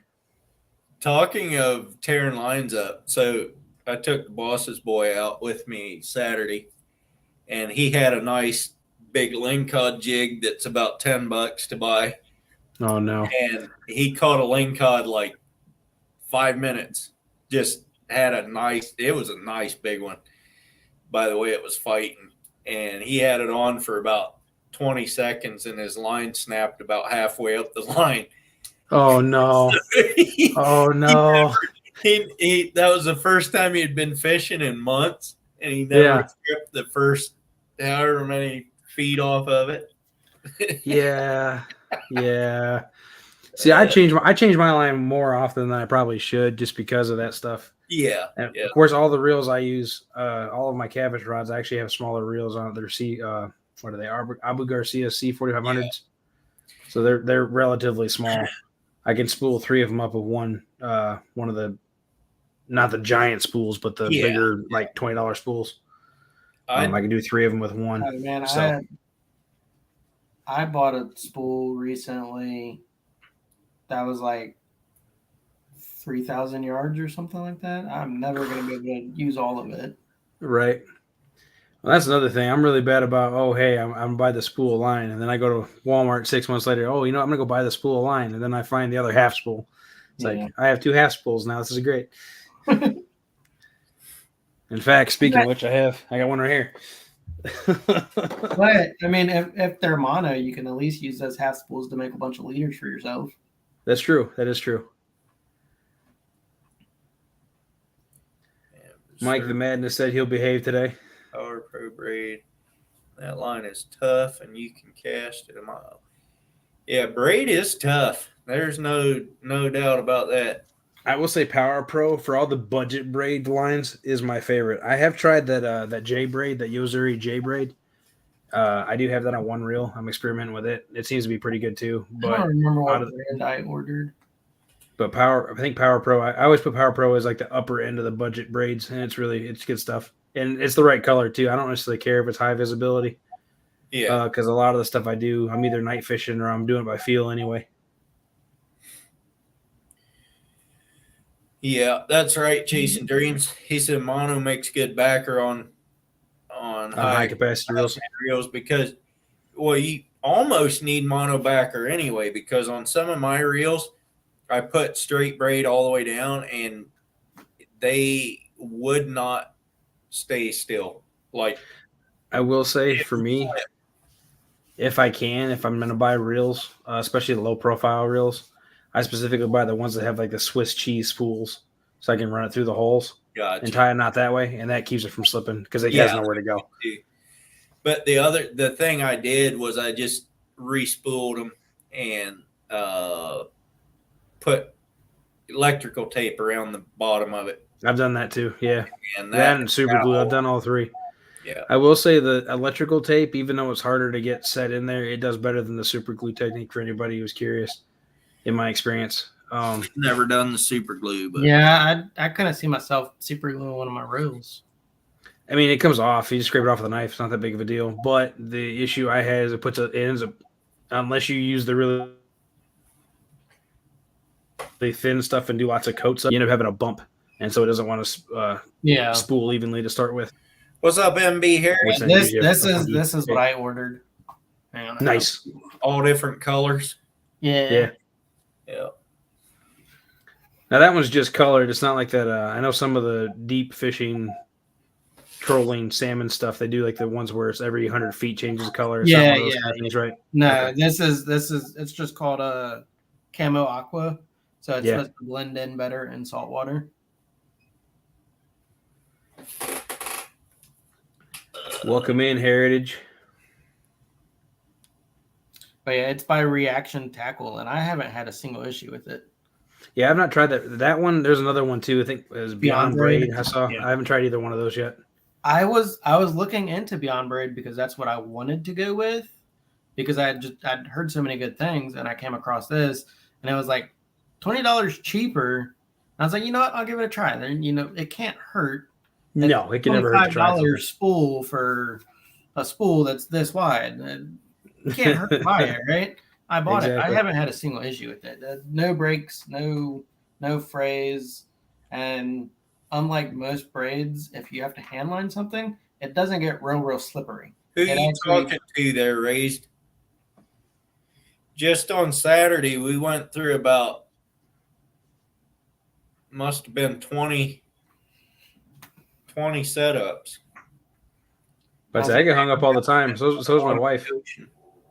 I don't know where you fish, Raised, but here in Virginia, specifically where I am, the best places to fish are near all of the bridges we have. So I get hung up all the time. The only time I've actually had an issue with any braid, I was at the Buckrow Fishing Pier, and I hooked up with a gigantic stingray. Couldn't tell you exactly how big it was because I couldn't get it up, but it was fighting like crazy. And then all of a sudden my line went slack. So I'm sitting there reeling as fast as I can. And I look over, this ray is on top of the water running right at the pier. I was like, no, don't go under there. Don't go under there. It went under and cut me off on the barnacles. Like that. Hey, Modog, you coming back up here? There's too much hair up here. I'm feeling left out. Glenn, it's not that hard to break off. I only use 30-pound out in the ocean. That's all I ever use out there. And the other thing is using a leader, right? Like for me, I always use a leader. Well, I do, but I don't. I just started using the pre-tied shrimp flies. Oh yeah. And I didn't used to. I used to just tie a double dropper and put hooks with stuff on them, but I don't. It's easier just to cut it off and tie on one of those pre-tied ones and hook my weight on the bottom of that. It's faster, I should say. Anyway, I use leaders for like bottom fishing, but if I'm using like I don't know, that thing that I normally have in my hand when I'm on here, if I'm tying that on, I'm just tying it straight to the line. I don't see a reason to put a leader on it because if it breaks, it breaks. Well, for me, the leader gives me a point that breaks. That's a smaller section of line, so I'm not putting as much line in the water. Is my thought process. Because I don't necessarily go. Some people do like they'll do a lighter braid and do a crazy heavy leader. Yeah. I don't. Most of my leaders are like if I'm doing 20-pound braid, I'll probably have a 12-pound leader. I mean, that leader is going to break before my braid. Yeah. So on just pulling strength, and then I'm only putting 10 feet of line in the water as opposed to 50 yards, right? So. Yeah, that makes sense. I guess I'm so used to like the surf fishers around here that will do like 30-pound braid with like a 60-pound mono leader. But what is the point of that? Like, just well, I mean, I guess in their concerns, probably the teeth of the fish is the concern. Like I know gar fishermen here, same kind of thing. They'll do. Well, I say here down the south, I should say they do a lot of heavy braid, but they do a heavier leader, and that's just because it gives them the ability to be able to still fight those fish with the teeth. Thomas, I know people say that, and that's fine and dandy, but I don't usually go out to where the halibut are. So I just go down. I mean, I guess there's halibut where I fish, but not very many. They're usually further out, right, in deeper water. Yeah, a little deeper water. I'm only fishing. A lot of times, I'm only fishing 40 to 100 feet. Which is deep because, like, I think I can think of one spot by me that's 100 feet deep, and it's only like a, 25-yard hole in the middle of the river. Almost everywhere else I fish is like 25 feet and less. Well, that's another thing too. Around here are 200 feet deep. I mean, they're I believe it. But yeah, like I'm just saying, I think there's three holes on the Tennessee River within, I guess, an hour in every direction for me that are 90 foot. I'll do it chasing dreams. I think to be completely honest, I've probably fished in deeper waters freshwater fishing than I have doing saltwater fishing. That's because correct me if I'm wrong, but you mostly fish from like the piers or from the bank, saltwater fishing, right? Yeah. Makes sense.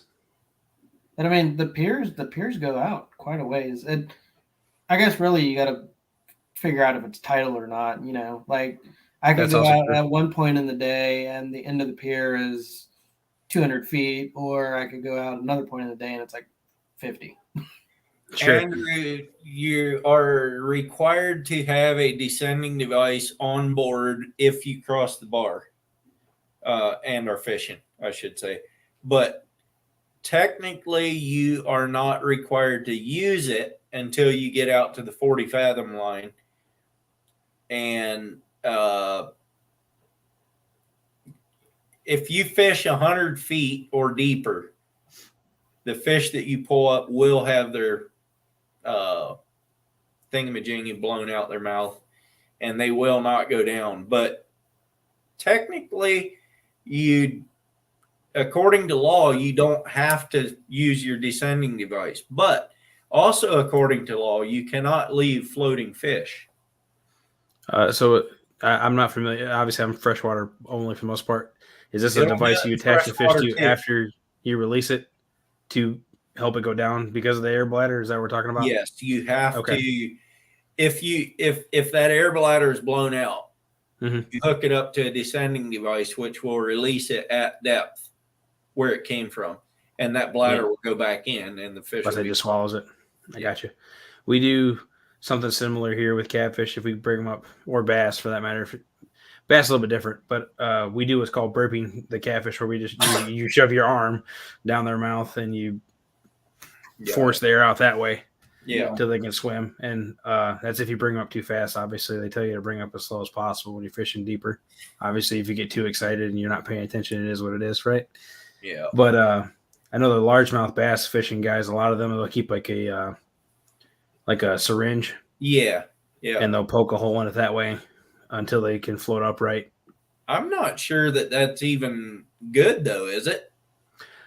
So supposedly, there's mixed feelings on it, right? There's definitely people on both sides of the fence, but I've not No seen problem, any man. scientific evidence that it's not okay because it's not doing it that it's not you're not doing a huge needle, right? It's just a small one. It's just enough for them But to are start they getting some going air into out. that air bladder? Yes.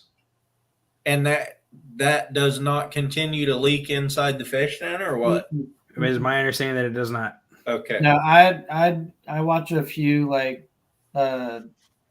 fish hobbyists that keep fish as pets, and one of them is like a trained vet. Like it is his Same actual thing. job, and it is a practice that they use in fish keeping when they have a fish that turns belly up but is still alive. That they do that and then put it in a like tote that they put pool noodles around so it'll float a little bit. That way they can gradually work their way back down through the tote, so they're not being picked on by the other fish for being lethargic. Right. When did you send it, Lauren? Oh, a week or so ago. I don't know. Let me go find it. I didn't see who it was. Someone said they found a Quantum 60 reel at Academy. Dude, I ran a Quantum Optics 60 for like 8 years. Never oiled it, never greased it, nothing. And it lasted all 8 years. Saltwater, freshwater.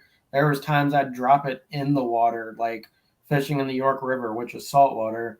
I'd be standing there, I'd be fishing, and I don't know, something would catch my attention, and I'd let it go for whatever reason.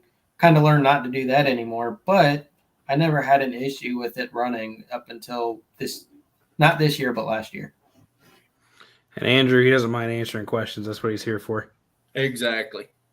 Lauren, I did not watch that video because what you sent me was not a video; it was a picture. But She just said that. I understand what you're saying now. You wanted me to look that up, and I did not do it because when you sent me that, I think I was driving and I just did a quick look at it and then closed it out, and then it was already seen, so it didn't have a notification up anymore, and I forgot about it. So.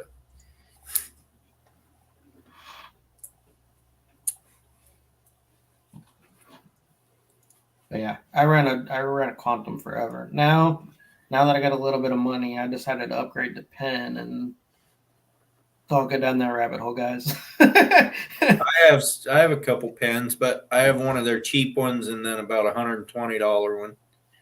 Yeah, I've got the Fierce 3 5000, and I have a Penwrath 4000. So I don't own any pen reels. I have owned one pen medium action rod at one point. I ended up shutting in a car door like an idiot and broke it. But You broke the reel? I broke the rod. It was a pen rod. Yeah. Oh yeah. No, I use Ugly Sticks for the rods. I love Ugly Stick as a brand, but I own one right now. I've had two. No, I've had three. The one I gave away to somebody. The other one, I think I gave it away too. And I have one 11-footer I've kept. The only issue I have now that I do a lot more catfishing, carp fishing, and other stuff, I've done a lot of experimenting with like the specialized gear. And so I kind of got away from Ugly Sticks because of that. But yeah, no, for somebody who's just starting out, you cannot go wrong with an Ugly Stick at all. And then so I have that if somebody asks me, hey, what would you do? I'm pointing them an Ugly Stick because you're spending significantly less money, and it's a good all around type rod. Exactly, and that's for out on the ocean. They get beat up so bad anyhow. I mean, oh yeah, they get thrown around. If you ain't careful, they get stepped on. Mm-hmm. And yeah, you don't want expensive rods out there. And all you're trying to do is pull the biggest lingcod we ever got on my boat was 39 inches, 23 and a half. That's so, that's a big lingcod. It is. It's a big fish, but you don't need a broomstick to pull the thing in. Fact is, I should have had this one out there on Saturday, and I didn't. I want to take this one out and fish for sea I have been waiting for you to make that video. If I'd have known the fishing was as good as it would be, or as good as it was, I would have taken that one. But and Ray's brings up a good point. He was talking about how he's fished a PC Fun against a pen that was twice the price. PC Fun is definitely one of those brands that's definitely moved up in the world in the last couple of years. I know that the reel I've used for bumping the most is a PC Fun, and I've used a couple of their spinning reels too.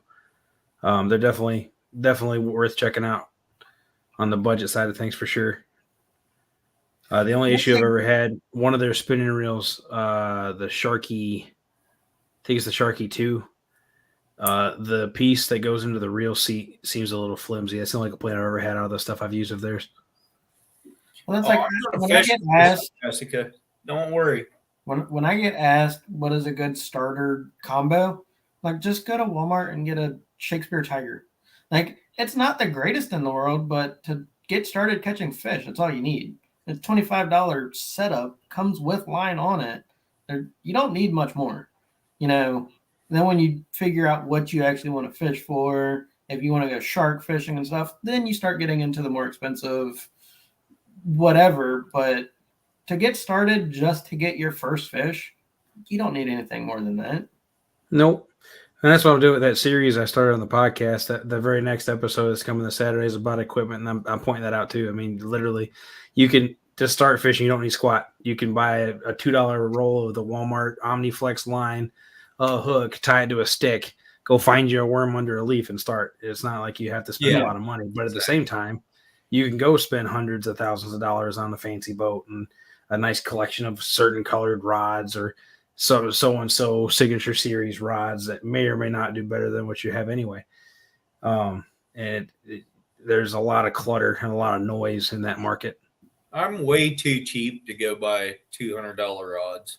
Ain't happening. I can buy the ones I got with reels on them for like $80. Why would I buy a $200 rod? So the most expensive rods that I own, I actually won in tournaments or were given to me.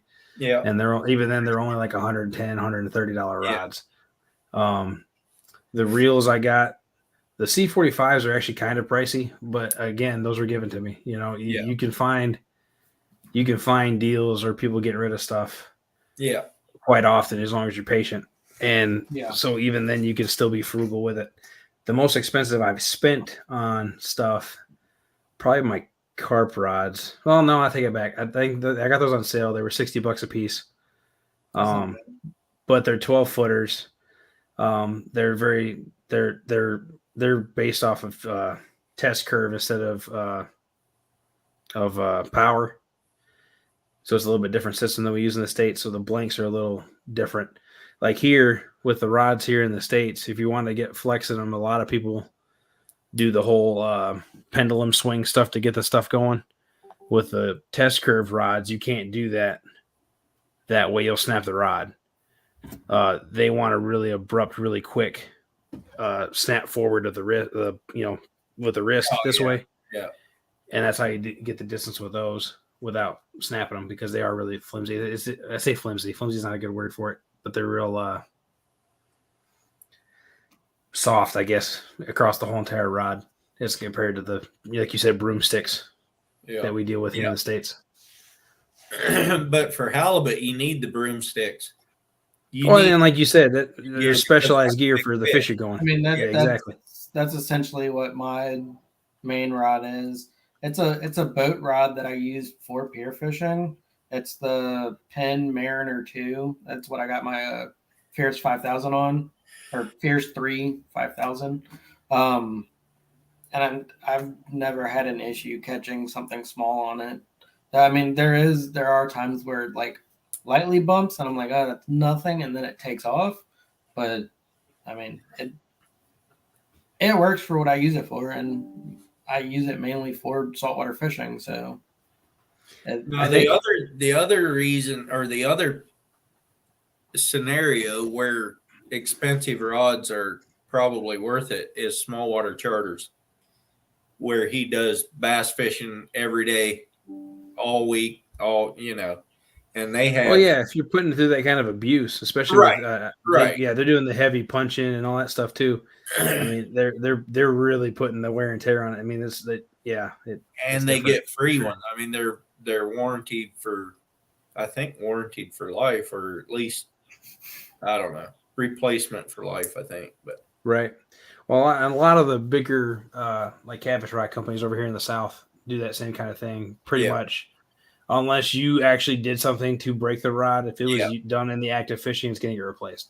Yeah, and that can be the difference in price for sure. Not all companies offer that, but a lot of them do. Yeah. But honestly, and that's why I tell people here, if they tell me, well, if you were going carp fishing for the first time or catfishing the first time, what would you buy? It would either be an ugly stick or it'd be the Pro Cat special rod from Academy Sports, because the Pro Cat one's $20. And I'm going to tell you to go buy the Amazon Japanese named bait runner reel for $25. Yeah. And that gives you a reel that has a bait runner on it, so you're not worrying about having to adjust the drag all the time. Because for me, that was the biggest learning curve with catfishing and carp fishing, because I don't like having the drag tight if I'm using multiple rods, because I'm always afraid I'm going to lose one, right? So the bait runner option, you have that really loose drag, and they have to run with it to take it. But you got to bite then, because the line's spinning off the reel like crazy, and it's clicking. That's why I like catfishing. Like, in comparison to any saltwater fishing, catfishing is the closest you can get in the freshwater. And just the way they fight, it's so similar to, I want to say sharks, but obviously sharks are quite a bit more aggressive than catfish. Well, they are called snot sharks, so it's similar, I guess. But it is definitely similar. They got the head shake.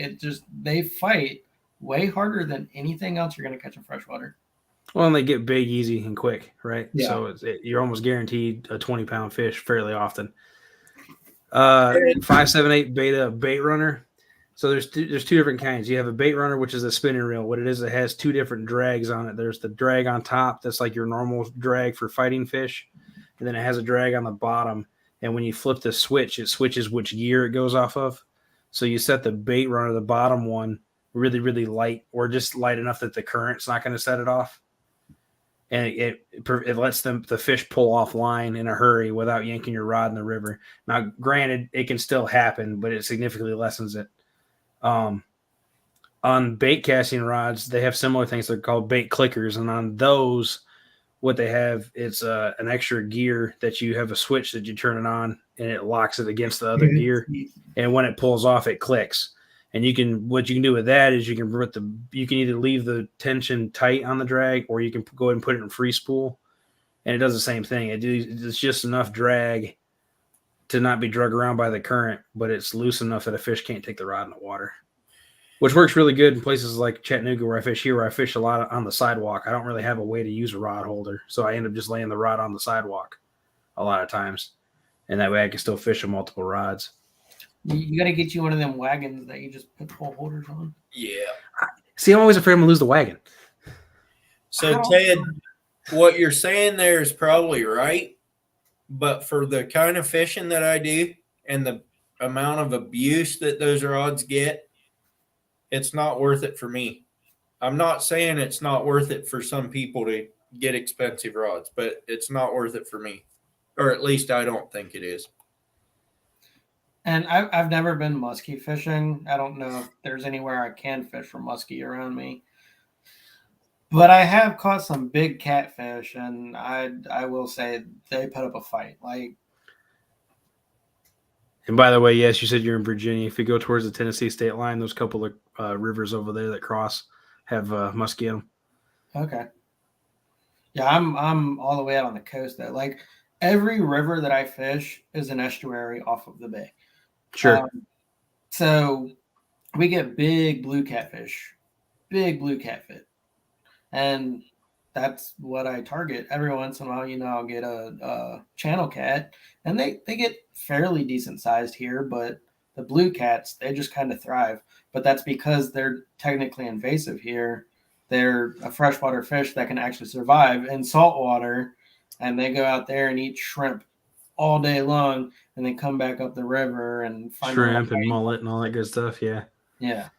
So when people are like, "What's your favorite bait for catfishing?" and I go, "Squid," they're like, "What?" Like, yeah, squid works great for blue cats. I believe it. Honestly, we have sturgeon here, and I know a lot of people out west use squid for sturgeon. I've always been like, I wonder. I haven't ever done it because I don't feel like tossing 12-ounce sinkers into the deepest holes out here and just sitting for hours to catch maybe one fish. I might when I get the boat done where I can actually anchor, but it's really hard to anchor that kayak safely. Yeah. That'd be a ride if you hooked a Man, sturgeon on Well, that. I've seen some videos of people kayak fishing for sturgeon, and it looks like a blast. I will say I plan to garfish off my kayak, and that's something I do want to do too. We have a lot of. We don't have we have alligator gar here too. But I've never seen a big one here. But we do have a lot of 4 and 5 foot long nose and spotted gar. We have a lot of long nose gar here too. They don't get very wide, but they do get really long. Well, and they're just muscle. I mean, they're just muscle and bone. Yeah. Or did you see that link that Beta posted a little while ago? I'm sorry, what? Did you see that link that 578 Beta posted a little while ago? No, I did not. I saw that he posted a link. I didn't see what it was though. Right there, that link. Is this the 10-footer? Yeah. He's saying you should go watch that one whenever you get a chance. But Let me pull up. I guess we could watch it on here. I could go click on it. No, I'm down for it. It's up to you. Your stream. Yeah, I'll do it. Just kill the sound. Don't let it play any sound. No, it can play sound. He'll just need mute his I can speakers. share the screen, but I gotta search which. Let me go to his text that he sent me, and But yeah, I think the biggest challenge I'm gonna have with gar fishing in a kayak is bringing something that's possibly the same length as my kayak, full of teeth, onto my kayak. So what you can do, one of the things that gets used a lot, I know for alligator gar fishing, is actually they call it a noose. Yeah. And that's you get it behind the gill plate. That'll help some. Obviously, I would recommend some sort of glove for something that one of those can't slice your finger gloves, whatever they're called. That'll help too. I've had a lot of people tell me chainmail, but they don't realize what long nose gar are. They're It's thick. just tiny needle teeth. They'll go right through that. Gator gar with thick teeth, but long-nosed gar have thin needle-like teeth. Yep. So that chainmail, it's literally just going to get it stuck to your hand at that point. I guess if it was thick enough chainmail, it'd probably be okay because the teeth aren't stupid long like walleye, Yeah. but there's definitely a lot of needles there. All right, we got her going here. Let me share screen. And I mean, chainmail might stop like gator gar teeth, but it's not stopping the crunch. Like it's still snapping Yeah. pretty hard. Hey, Earl, you may have to mute your speaker while you're playing that video. I Just so have heads up. that. It's all Okay. muted. I got you. That's Andrew also wants to know if 7 8 ounce jig heads with 2-inch swim baits are too small for the ocean fishing, or would those be all right? How much? 7 8 ounce jig heads with 2-inch swim baits, or 1 and 2 ounce jig heads with a 3.3 inch swim bait. Are those too small, or are those okay? You're not going to get down very far with those. I use on the bottom of my rig, I have 5 ounce, and then I have shrimp flies above that. But 5 ounce is also a lot more than a lot of people use out there. 3 ounce is fairly normal for the ocean. But About saying that, that's is that a kokanee? Is he using a kokanee for sturgeon bait? Is that what that is? no, that's not a kokanee. I don't know what that is. That's a trout of some kind, though. Probably cut trout. If they're on top, Andrew, those would work great for that because you don't have to go down very far for those. I don't know how long this video is, but It's pretty long. 17. She said the fish is towards the end of it. If you wanted to pan through it some. We can watch the whole thing. I don't care, but yeah, this was a Columbia River catch here. I was gonna say something, lost my train of thought. Ray said long nose gar tip for them is to grab them several inches behind the gill plate. Yeah, More towards the center of the body. yeah, but when you're pulling their mouth up right next to your kayak, You know what a lot of people use for gar too? I've never successfully caught one on it, but frayed rope. yeah, Because the other thing, a lot of people that go gar fish, you'll see them, especially the alligator gar, they'll let them have that bait for 10-15 minutes to make sure they swallow it first. yeah, And then the idea with that is that they're gar, they're tough anyway, but if you're using J hooks especially, they'll rust out faster. yeah. And that just depends, obviously. If you use a Teflon or nickel plated hook, it's going to take a lot longer to rust. So people keep that in mind if you're doing those kind of techniques where you're letting the fish swallow it. But I mean, shark fishing is kind of the same way. You fill them, take it. You still gotta wait a good 30-40 seconds before you set the hook. well, it's like big bass fishing with shiners too. You're waiting for them to flip the bait around and swallow it. Yeah, But same story, you need to be, in order for the fish to be safe, especially if you're doing catch and release, you have to be willing to lose the hooks. And Come that's on, people, put that camera up. I want to see what part of the Columbia you're on. I'm trying to steal your fishing spot. No, I don't want their fishing spot. I'm just curious where they are. I will say the craziest fish I've had in a kayak was a bowfin. That was a mess. that sounds fun. I really want to go. That's not true. I'm snake sorry. fishing. I had that would be fun too. But I've had a bowfin in my kayak and I've had a pike in my kayak. And the pike, That's got to be the Dalles. the video, I have a video of the pike on my channel. There's that blue tank over there in the top corner. It slapped me pretty good, and I thought it broke off and took my rod, but I was lucky and got my rod before it fell in the water, and somehow it stayed hooked until the second time it tried to fight me in the boat. But it's fun stuff. Yeah, I don't know if I've ever caught pike. Honestly, I couldn't really tell you the difference between pike and pickerel. I know pickerel They're is very, very usually a similar. bit smaller. Pickerel are smaller, and I think the pattern on them is a slightly bit different. Let me see if I can find that. I had a identification thing for them a while back. Because I've caught some. If they're pike, they're not pike. If they're pickerel, they're big pickerel. Like I don't know what sizes they get up to, but what I typically catch here, they're pretty hefty for what I assume pickerel are supposed to Switching be. out to the next guy. Let him crank for a minute. 15 So minutes. northern pike are slightly darker in body color with a distinct horizontal spotted light yellowish or white spotted chain link pattern, whereas grass pickerel have dark green sides and very dark wavy horizontal or vertical patterns. So northern pike have a very distinct chain looking pattern versus a wavy pattern. Yeah, I don't know. I never paid attention to their patterns. I just kept my fingers away from their teeth. Sure, yeah. I'll tell you what, man. The fish that I'm glad I've never been bit by, like I've been touched by teeth of a pike. I've never had put my hand in their mouth, obviously, but I would never want to be bit by a walleye. How I don't know. how about a lingcod?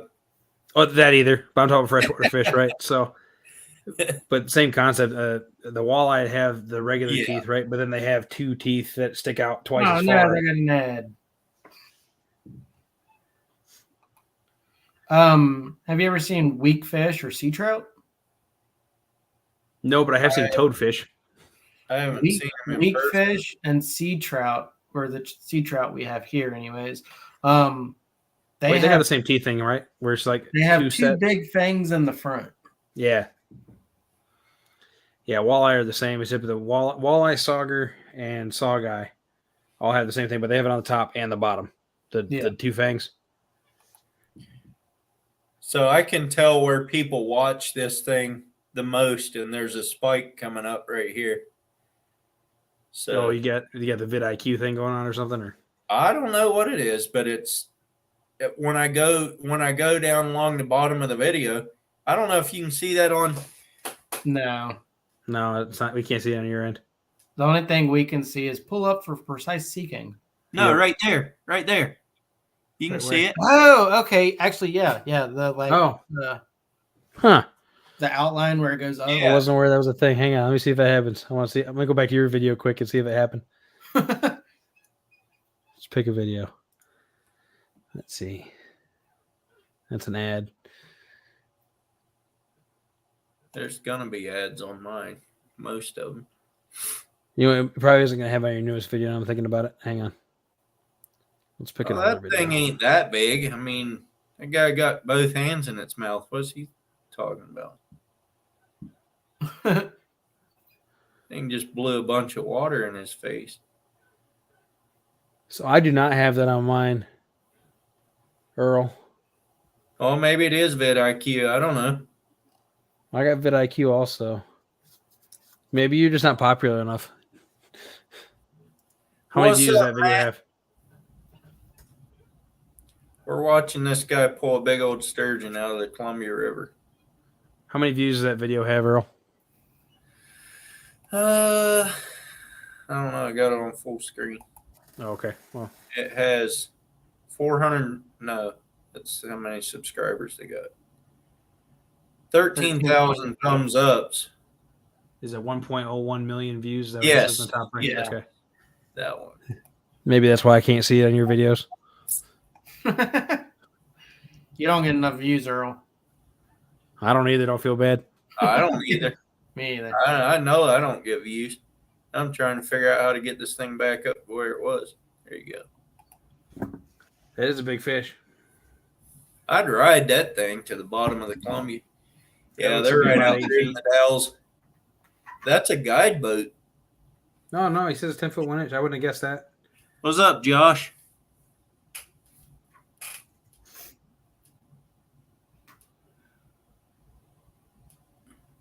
So, what type of sturgeon is that? Is that just like a lake sturgeon, or A white. Did you say a 40-inch bowfin? Is that what I saw somebody say in the chat? yeah? I would love to catch a 40-inch bowfin. I'd have begged it to bite. We have a really bad problem here, and I'm sure it's other places as well. But a lot of people are catching bowfin here and Think they're thinking snakeheads. snakeheads. Yep, that's everywhere, man. It sucks. And they have a very, very distinct difference. They have that spot on the tail most of the time, and their pattern is way different. They don't And the have shape of the head, like Well, yeah, that too, right? But it's pretty distinct. yeah, Joshua, he said it was a white sturgeon. I don't know if it is. Or I don't not. think I think it's a lake sturgeon. White sturgeon, ironically, are usually a lot darker than that, I believe. I thought it was the other way around. What up, certified? And then the Atlantic sturgeon, they're just really spiky and armored looking. I don't know. I don't know what these are. I know the white ones are out here. Natural State Fishing, welcome in. Certified Fishing Net, yes, that thing was a monster. That'd have been fun to catch. You'd have been hard pressed to have me pass it on somebody else to reel, though, unless I just really couldn't handle it. Well, I'm they greedy. they fought that thing for how long though? That's true. Speaking of crazy stuff on the kayak, It's at least over 15 minutes. Yeah, Yeah. exactly. Because they said 15 minutes later when he passed that other thing over. you guys ever watch? 17-minute video, so. You guys ever watch Field Trips with Robert Fields? He's been around for a long time, but now he's a guide down in the Bahamas somewhere, and does guided kayak trips for people. And on their days off, they fish for themselves, obviously. And one of the other guides was on his day off was out fishing while the other guy was doing the guided trips. Hooked into a marlin, fought that thing for 6 hours. And on those trips, so they're doing guided trips, right? They have 10, 12 people out there in kayaks, and they're in a regular boat with gas, and they go pick up the people's catch and take it in and bring them food and bring them water and all this stuff. They had to switch. They had another boat coming out with a new gas tank, a fresh gas tank, because they were almost out of gas following this guy. He got pulled, I think he said 15 miles offshore by this marlin before they landed it. I forgot what they said they estimated it weigh. I think they said it estimated 700 pounds. And they guessed it off because the previous week, one of the other guys, either I don't know if it was the same guy or a different guy, had hooked one, and they accidentally killed it because it just wore itself out and died. So they were able to weigh that one, right? And then they guessed it off of that one because it was bigger than the other one. Yeah. But I would 6 hours getting drug around in a kayak. That sounds like it'd be fun, but I think I'd be a little scared too, especially if I got further and further away from the shore. Scared, Oh, yeah, and you'd be sore for days. For sure. Yeah. Like I'm not doing nothing for a week. Just No. lay in bed. But yeah, Ted, snook, I've never caught tarpon, but snook are fun fish to catch for sure. I've never caught either one of those. They're on my bucket list too. Well, I got a lot of bucket list fish. I have problems. I have a lot too. So I had this dream when I was a kid. This is before obviously I was naive and had no concept of what was going on in the world, where I was like, I'm going to catch one of every single fish alive. Yeah, that's not going to happen. Good try. Yeah. No, my bucket list fish mainly are fish that we don't have in America. I want to go down to like South America and fish the Amazon and go over to like China or wherever and fish the Mekong. Bobby. Nice gar. That's That Glenn. is, And let me. but that's a long nose gar, right? I mean, They look like it, yeah. That's Yeah. a alligator. It looks like. And there's Off a the long. hook, 6 hours is a normal trip for me if I'm out in my kayak. Because if I'm taking the effort to drag it out and launch it and everything, I'm sitting there. Unfortunately, we can catch peacock bass in the States. Down in Florida, they are everywhere. They have taken over. Yep.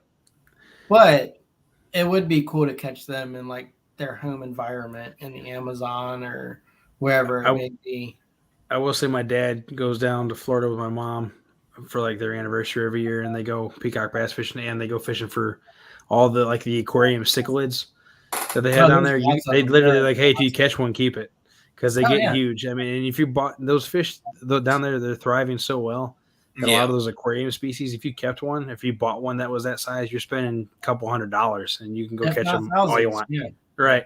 It's like, I'm going to go catch one and keep it because Florida said I could because I don't want it here, you know? and The, save the me some only money. the only fish you can't do that with in any state that I'm aware of is snakehead. They're Yeah, that no, they're invasive. They're that bad that if you catch them, you kill them. That's yep, just the way it is. them and Asian carp. Yep. Now I will say at least they both supposedly both species are good to eat, right? I wouldn't know. But Uh, I've Well, that's between one of the two, reasons I thought want to snakeheads are catch delicious. snakehead. Yeah, Snakehead, they've said, I mean, I've seen a catch and cook on them, and the guy that I know that, I mean, I've known the guy that did the catch and cook on it for a couple years now, and he said it's delicious. I mean, there's nothing at all wrong with it. It's a Well, white. yeah, I mean, just like the Asian carp, they're delicacies over in like China, Japan, Thailand. Here, Yeah. they're just a nuisance. So why Yeah. not eat them? All right, Jessica, have a good one. Asian carp on the Mississippi is another thing I would love to do. And I don't want to just go fish for them. I want to be that crazy guy that's being towed behind a boat with a net.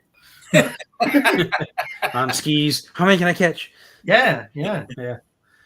Off the hook. I have a Hobie, so I can stand in mine. I haven't yet. I've never. Well, I take it back. I have when I was getting on and off of it. I've not had the courage to stand up in the middle of the Tennessee River with it yet. I might try it this summer when it's a little warmer and I don't have as much gear on the boat. But I'm a big dude. I weigh almost 400 pounds, so pretty much there's no kayak out there that I'm going to feel comfortable standing on all day yet. So, I mean, I'm rather small, and I don't even feel comfortable standing on those kayaks. there's people that do it, and I applaud them. If they, and that the balance is another thing too, right? I have the balance of a elephant on a tightrope, so I'm a big guy too, but I got a 12-foot kayak, and it's actually pretty stable. Oh, mine, I trust mine all day to rock side to side. It's just the Yeah. standing up part. I'm like, I don't think so. Yeah, I don't stand up in mine either. Yeah. Fact is, I went out for a couple hours the other evening. That was the first time I've been on it this year. And when I got off of that thing, I was falling all over the place because my legs were not. They were like trying to go to sleep or something. I don't know what, Yeah. but it was a pain. Well, of course, and it's a steep bank too, so that didn't help anything. But Right. Beta, I have seen. I think I've seen that video with them shooting the bow hunt the Asians while they're jumping in the air.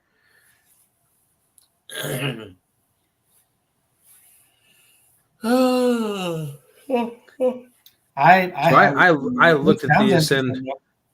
I've looked at the Ascend 133s. I've also looked at the Ascend the 10T. I think it's not the 10T. What's the really big one? I've looked at the really big one too, but it only has a weight capacity of 450 pounds. And I'm like, if I catch one fish that's anywhere close to my PB, I'm overweight. So,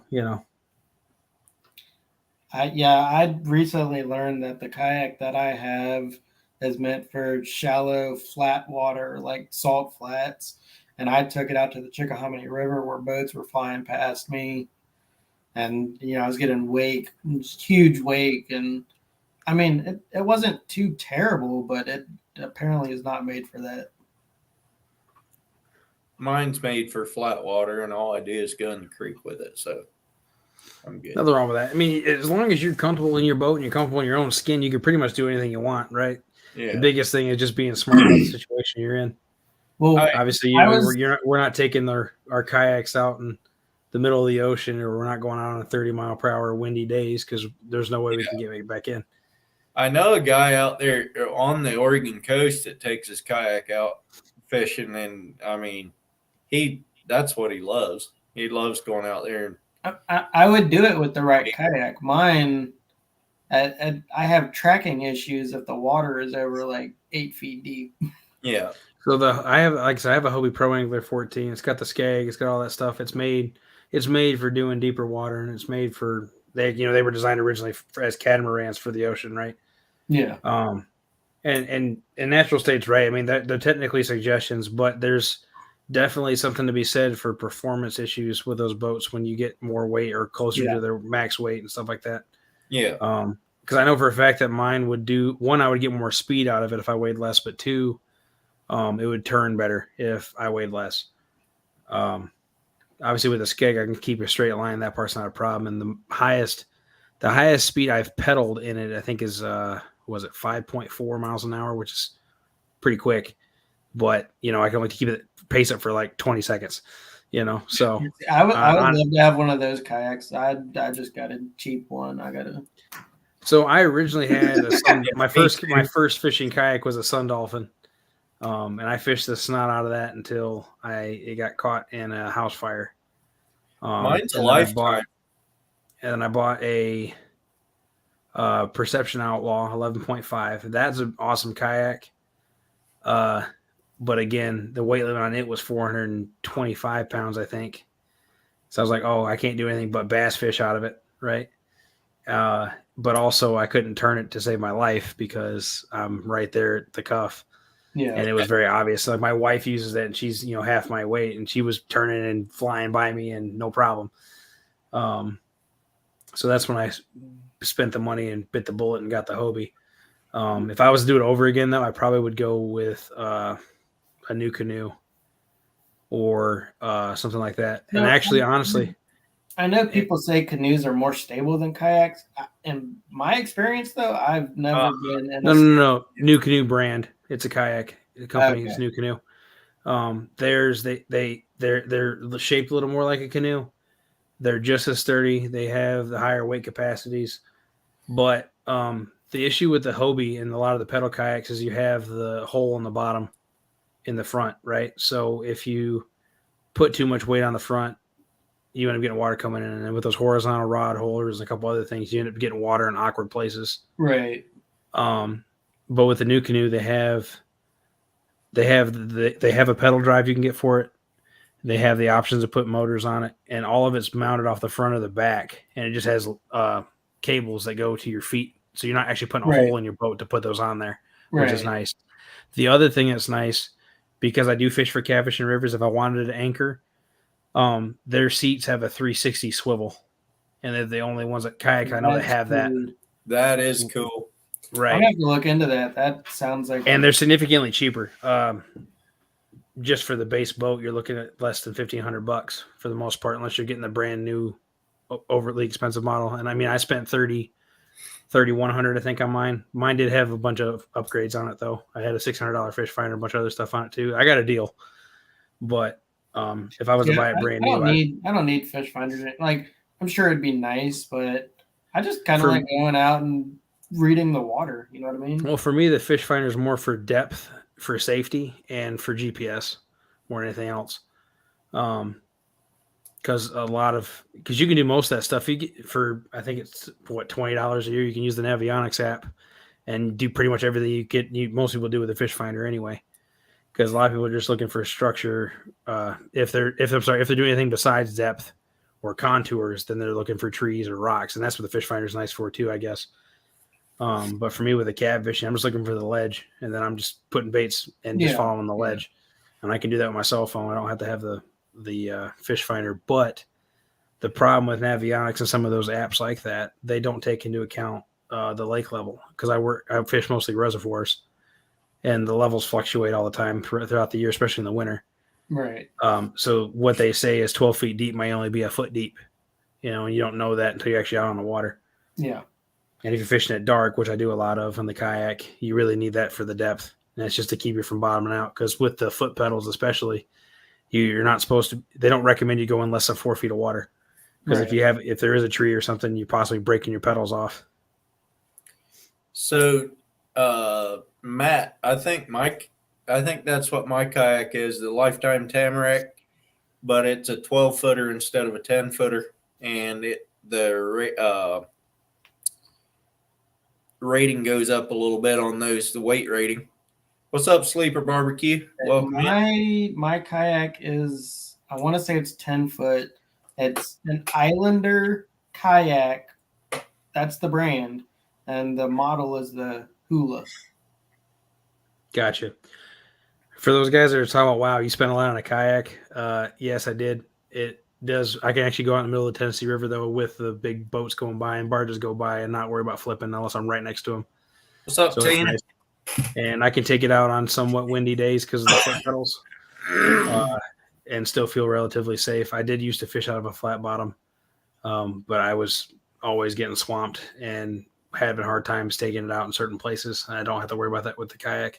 Plus, because it's foot powered, I don't have to worry about having registration or anything for it in the state of Tennessee. Yeah, that's how it is here too. And another thing, if you guys are interested in the Hobie type kayaks, there's actually, I think it's called Van Hunks, makes a copycat version of the Hobie. And it's significantly cheaper. I think it's like $1,500, and it's pretty much the same thing. Lauren, It's you just might slip into those nutria ditches though. The Grizzlies were ones I did definitely look at, and I told my wife if we ever bought a brand new boat and didn't want to spend a ton of money, I would look at the Grizzly because they had enough weight capacity for her and I and big catfish. But a lot of the regular tracker boats and stuff like that, and Rangers and whatnot, they're bass boats. They have a low weight capacity, which doesn't work for us. Like I said, I'm a big dude. Yeah, I was looking she's- at a. Go ahead. Sorry. I said she's smaller than me, but she's not that much smaller than me. So, you know, we when they have only a 700-pound capacity, it's not going to work. I was looking at a 16-foot Carolina skiff by Mako. It was made by Mako. Its weight capacity was 450 pounds. I was like, what? I mean, it's a center console boat. Like, Mako makes they make the Pro Skiff series. We looked at one of those too. It had a capacity of I want to say it was like 1,000 pounds or 1,200 pounds or something. Because my wife and I talked about how that was big enough we could take the four of us out there. The issue with it is that it's square. All right, Matt, have a good one. And it's fiberglass. We definitely wanted aluminum because of all the rocks that we fish around. And we fish around dams, and we'd want to tie up next to the dam and to the piers and stuff. I've been looking into like building a John boat out to be like a bass boat, essentially. Oh yeah, see a natural state. And every video I come across, everyone's like, "Oh, you want this one?" I actually really like the ones that are like have the flat nose straight across. There's nothing wrong with it if you can make it work. But you know, when you're fishing something with really high current, quite often, like the Tennessee River, if it rains hard, they're running a lot of water through it. The current's running really hard, and it's going to be really hard to anchor in the middle of the channel if you're wanting to go in the middle of the channel because you just want to sway and turn so much, especially if the wind's blowing in the opposite direction. We have a lot of like swamp and marshland here, so I'd want something that I can push through the brush. Essentially. Oh yeah, yeah. No, and I think that would work better than a pointed nose boat. Granted, I understand that probably would brush off the side of the boat, but I feel like trying to actually get through it, that square nose is going to push over it. You know what I mean? And plus with that square nose, you'll catch the water moccasins a lot easier. Yes. No, see, the way I was looking at building up a John boat, I want to get at least a 16-foot John boat, and I want it to be a square nose. And what I want to do is build up like an airboat nose, how the nose of the airboat stick up a bit further. I want to build something like that up on it, and maybe run a mud motor instead of just a regular outboard. Sorry, I'm still listening. My battery's dying on my earbud. The main thing I really want to do to it, though, is build a casting platform on the front, put extra storage in the seats. I don't want a standard John boat that's just empty. No, I got you. I know my wife and I, her dream boat's something ridiculously huge. But after talking to her about it, if we were to buy a boat and like just say we'll spend whatever we want on it, I would probably look at one of the G3 center consoles, something in the 22 foot range, something like that. It's big enough that we could do pretty much anything around here, no problem. But it's small enough and it's light enough because of aluminum that we could, like they were talking about with the Grizzly, you can track 2 feet of water just fine and not have to worry about getting stuck. I mean, if I find nutria, for sure, I'll shoot them and throw them on the boat. But No, like I said, there's a lot of like swamp here and a bunch of vines and stuff, and I just want to be able to push through it and not have to like worry about trying to dodge it. Well, the boat that my wife and I are working on it's my dad's second boat. It's one he literally said, "Hey, I've kept this supposed to be a project boat. If you guys fix it, you can use it." And that's what it is, right? So it's a 90, I think it's a 93 Illumicraft fish and ski. So it's not really designed for fishing. It's not really designed for skiing. It's kind of a cross between the two, but it'll work just fine. And it's got and the thing we like about it for us is that my kid's getting ready to start walking, so I don't have to worry about her falling off the boat as easy. You know, the pro skiff we were looking at one point, she could have fell off either one of the platforms in the front and back. If I did get the G3 with the bay seats or they had the bench seat and it has the bay boat style side seats, she could have fell off that easy. You know, so this works out for us for now, and it's not costing me anything other than labor. So Raised Outdoors, the reason I was looking at mud motors is because there are some areas that I would have to like take the boat through to get to deeper water, and some of those areas are like 1, maybe 2 feet of water, and the Night certified. Mud motors will just push right through that. Later certified. I'm about ready to get to bed myself, and I'm not even on the East Coast. yeah, it's a little after midnight here. I should be going to bed, but I don't have to work tomorrow. My daughter's got a couple appointments, but I don't have to be up until 7 in the morning, so it's almost like sleeping in. But it's been good conversation. I didn't realize it was that late either until you mentioned it. Oh, it's fine. It's whatever. I usually go to about this time anyway, but I don't usually get to hang out with you. It worked out today, so I could not. Yeah. I appreciate you having me up here. I'm No sorry I talked a lot. I'll look into it. Raised Outdoors. No, I like when people that come up. I mean, I like when people come up because I'm not that entertaining myself. So Whatever. entertain everybody. Don't sell your self short, man. I don't sell my shorts. Yeah, that's fair. Don't do that either. But I make money off of them though. hey, there you go. But no, you were one of the first people that I've met when I started doing the YouTube thing, and I enjoy your stuff, and you definitely are community centric, and that's always been a plus for me. Just because that's what I like about it too. It's everybody. I mean, you find a lot of nice people on here. Oh yeah.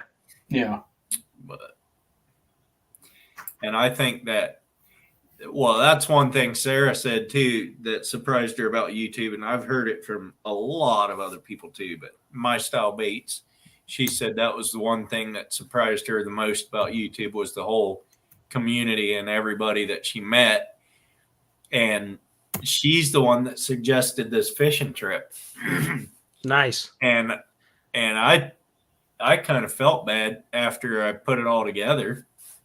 I mean, she somewhat suggested it kind of in the context that I would go, I would ask people, I think, is the way I took it. And after I asked everybody, I'm like, I told her, I was like, I kind of feel bad. I just kind of took over. It was your suggestion. And she's like, no, that's kind of what I meant for you to do anyway, because you know all the people. I was like, well, okay, if that's the way you want to do it, that's fine. But anyway. She tricked you. Yeah. She tricked you. She manipulated you. I know. I'm excited for you on that trip, though. It sounds like it's gonna be fun, and I definitely would be like jonesing for a spot if I lived over there. I can't wait to see all the videos that come out of it. Oh, that's gonna be crazy. I mean, you'll get 16 to of see you, right? the whole. I mean, you'll be able to put the whole day together, Right. all parts of the boat instead of just like when I go, it's just one section of the boat. I don't really fish around most of the people. Right. One reason I don't fish around most of the people is I'm using a 5 ounce. They're using 3 ounce. So I go to the side of the boat that we're drifting toward. They're all fishing on the side that we're drifting away from. So all their stuff goes out from the boat. Right. Yours is I go to the below other side and I cast out and my line goes down. And once it gets jigging on the bottom and goes under the boat, I reel back in, cast out again. I'm keeping out of their line, but at Beta the says same there's gonna be a time, lot of I'm chumming not that day. over where the fish are. I mean, over where the fishing people are, I should say. Right. But Yeah, Beta says there's gonna be a lot of chumming that day. I actually don't think there will be. I think Rick and Jessica are the only ones that I know of that get sick at all on the It's Oh, gonna that's be what you're the- referring to. That is not what I thought that was Yeah, going. I yeah, just thought you meant people were losing bait and breaking lines. I was not No. aware that we were talking about being sick. Oh, That actually makes a lot more sense. I was just thinking it's gonna be the second time Earl ever gets seasick is gonna be on the charter boat with a bunch of other YouTubers. What are you talking about? I've been seasick more than twice. Oh, I only know of the one time you told Well, me. then you've done really good to make us think it's only been twice. I know, right? I have only puked off of my own boat once. Okay, well, But that's I've gone in early because I was sick. I have never puked off of a charter boat ever in my life. Speaking of heavy weights, You don't get What- thrown around as much on a charter boat. I have been sick on charter boats, but I've never thrown up. I've had it right here, but it never came up. I got you. But yeah, speaking of heavy weights, when I kayak fish, if I'm suspending baits for catfish, Yeah, at minimum I'm using 6 ounces. yeah, Because like I especially use- when you're that close, I run 2 or 4 Yeah, rods. When you're exactly. that close, you don't want them moving. You want them to stay Right. right where they're at. So I use a 4 here, but the river's fairly calm. So the issue here is, honestly, it's not usually the current that's the problem. It's usually the wind. For whatever reason, the spots that I can easily get to, the wind's usually blowing upstream. Yeah. That makes sense. And so I have it. The current's going this way, and if it would 6 ounces would be just fine. But the wind's blowing this way, and so sometimes I bump it to 8 ounces. Yeah. If it has to be more than 8 ounces, though, I don't mess with it really. What I'll do then is I'll try to drag a rod or 2 rods, and that'll slow me down some. So I run an 8-ounce Sputnik when I go surf fishing because of the current and how much the water's moving. So Well, I know Big Mike is another YouTuber down here. It's not uncommon to see him throw a 10 or a 12-ounce sinker. Yeah. And he throws them out in the middle of the channel, but he basically knows if he casts out, he's not checking that line unless it's been several hours with no hits, Yeah. because he's basically guaranteed losing the sinker. And when you're paying, $5 a sinker at that point or whatever, I you make don't want to do that. that. Well, even if you make your own, you're still spending several bucks on lead, or Right. spending forever finding it. So something to be said for that too. I think I've got like 15 pounds of lead I need to melt, actually. I probably have 50 pounds of lead I need to melt. I don't have any because I don't melt my own. I don't have anywhere to do it here safely. I only melt it as I need it, but I don't need it right now. So Same. Yeah, I constantly find like dive weights that people lose. So have you seen my rock yak short? This is the second time I've seen your rock. Only Just the second? Yeah, I saw it the other night, and yeah, it's the only Okay. 2 times All I've seen right, it. I just checking because Only the second. Sandy, though. I think Sandy was the one that mentioned him bringing up the rock the other yeah, night when I was watching. Well, it wasn't last week, it might be the week before. I can't remember. It was fairly recently, yeah. and so I saw it for a split second. Then That's pretty impressive, though. There's only one spot on that whole rock that I could have pulled it up, but yeah, it happens. My mother-in-law has a small rock, not that big. It was significantly smaller, but same thing. If it wasn't for the one little crack on it, there's no way she'd have got it pulled in. yeah. It's pretty cool though that can happen. That's the second I one I've still actually wish I pulled would have up. my camera running. I wish I would have my camera running when I caught a stick, because I was really excited. I was like, I got one on Earl. I got one on Earl. And I looked down, my GoPro wasn't on. I was like, oh, come on. Like the hook went through the stick and everything. It was amazing. Yeah, there's Bob I was fishing with. I actually have a short on my channel of it. He caught it had to have been every bit 8 feet long. It was a branch we were dragging. And the issue with dragging on the baits on the Tennessee River is you never know if you're hooking a tree or if you're Yeah. possibly hooking a body, right? You know, so there's always that little bit of concern when you're reeling in something and it's giving and coming in, just because you never know. But yeah, it was like an 8-foot. It might as well have been a whole tree, but it was just one large broken limb with a ton of muscles on it and everything. But yeah, he had done the same thing. It just hooked straight through it somehow. Pretty crazy. Do a video of you releasing the rock. I don't know if I want to release it. Sandy No kidding. wants somebody to come steal it from me when I go on vacation.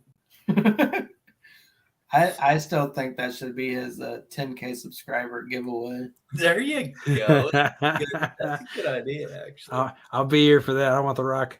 Right? The rock. I could ship it to Australia for Sandy. I don't know if I could though, because it's got. I don't know if that's wildlife or if it's just. Oh, that's a good point. It's dead at this point, whatever it is. It is, but it still would be It considered does have transportation. barnacles on it, a little bit. It would still be considered transportation of a living thing, even if it isn't alive. Huh. So I'm not sure. Lots of bubble Because- wrap. Yeah, right. exactly. Can't see it if it's plastic.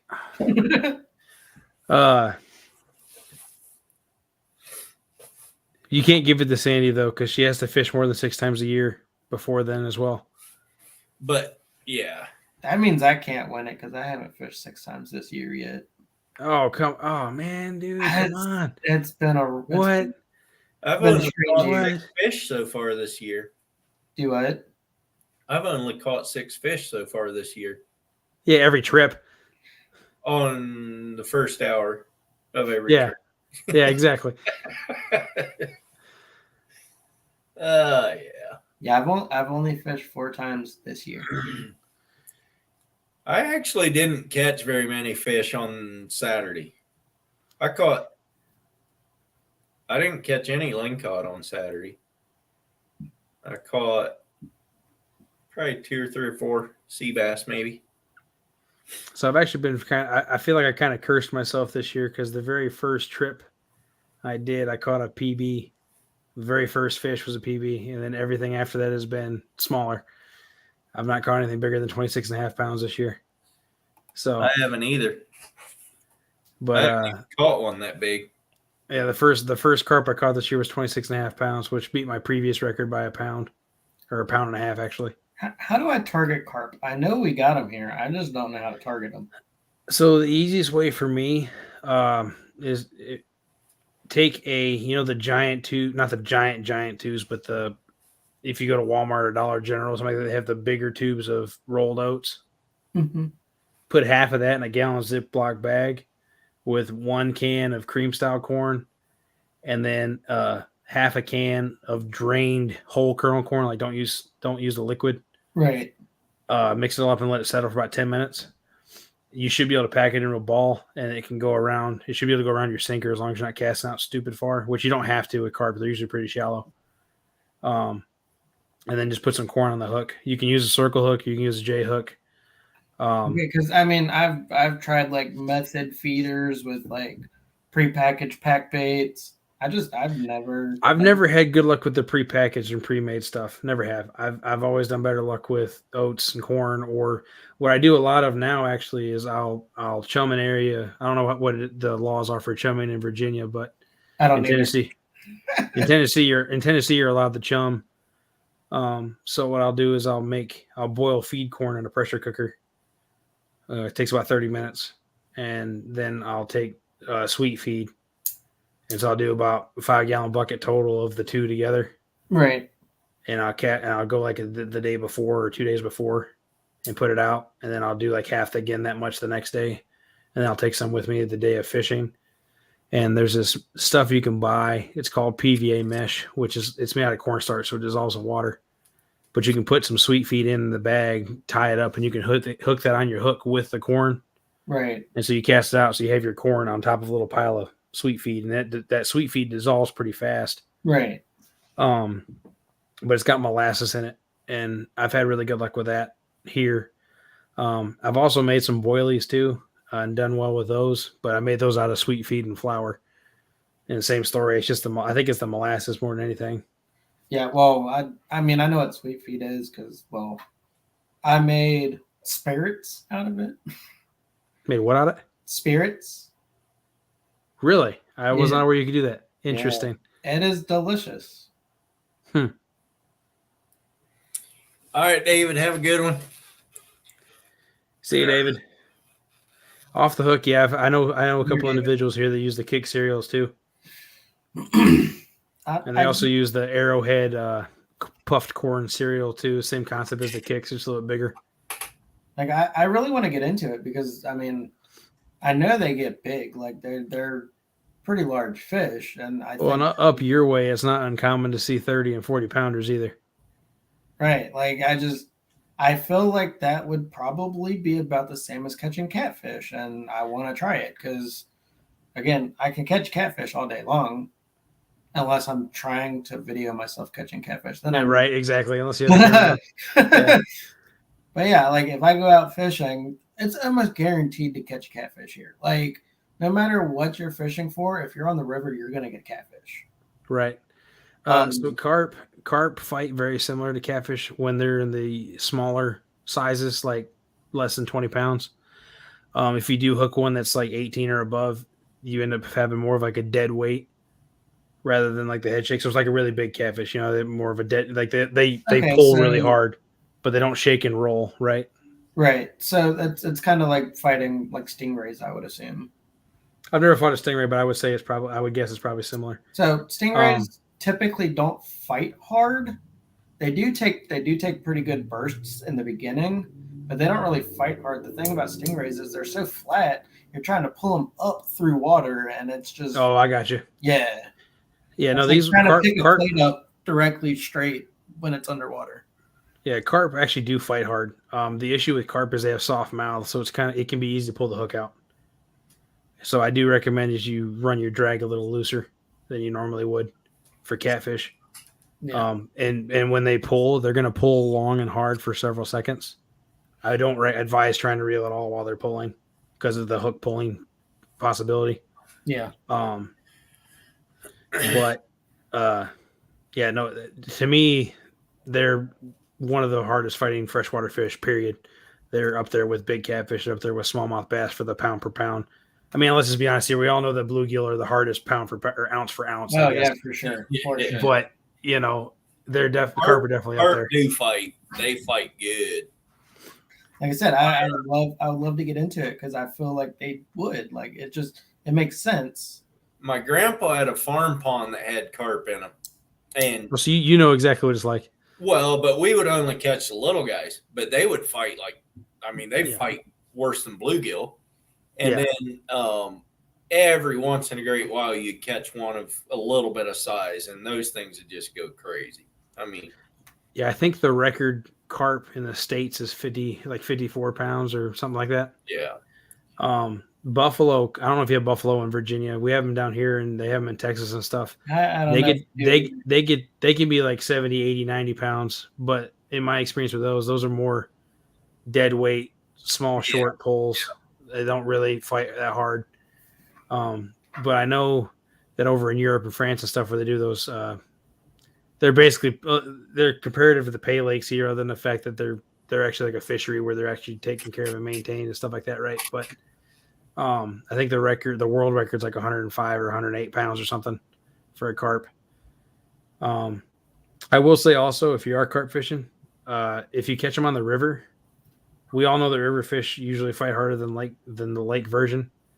Yeah. But I've caught 20-pound fish in the river, and I've caught 20-pound fish in the lake of carp anyway. The ones in the river are totally different ball game. That's It's what I insane how much difference there is. That's what I want. And I try and tell people that about saltwater fishing too. Even around some structured saltwater fish are used to like open waters, so they'd fight harder than a lake bass that's gonna just run underneath a log. You know what I mean? Right. Yeah. Yeah. Well, So and you much also got to think in the smaller. ocean, they're always 9 times out of 10, there's something bigger behind the fish you're catching in the ocean anyway, which Chinese, doesn't help it either. exactly. Yeah. Yeah. If And- you pull a sea bass from deep, they fight real hard for about 3 seconds and then they quit because they get the bends. That air bladder goes out Yeah. and they're It done. was done. But yeah, at Sleeper Barbecue, we actually talked about that earlier. The blue catfish here, they go out into the bay and they just eat up all the little stuff in the bay, then run back up river and sit and wait and do it again the next day. It's insane. Some people would call it a problem. Some people think it's awesome. I know, like I said, I know Team Snag and Whiskers, Dustin, Stan, and all them. They really enjoy it because you guys do have a good population of large fish there, which is Yeah. nice. Yeah. Well, the even though bigger it ones- is a problem. The bigger ones you actually catch further upriver. When they're smaller, the smaller ones come into the bay to feed, and then they go back up river a little bit, relax, and go back out into the bay. But when they get bigger, they actually stay upriver more. Right. I want to find this guy's channel. But I mean, they do compete with the native species like striper and whatever Yeah.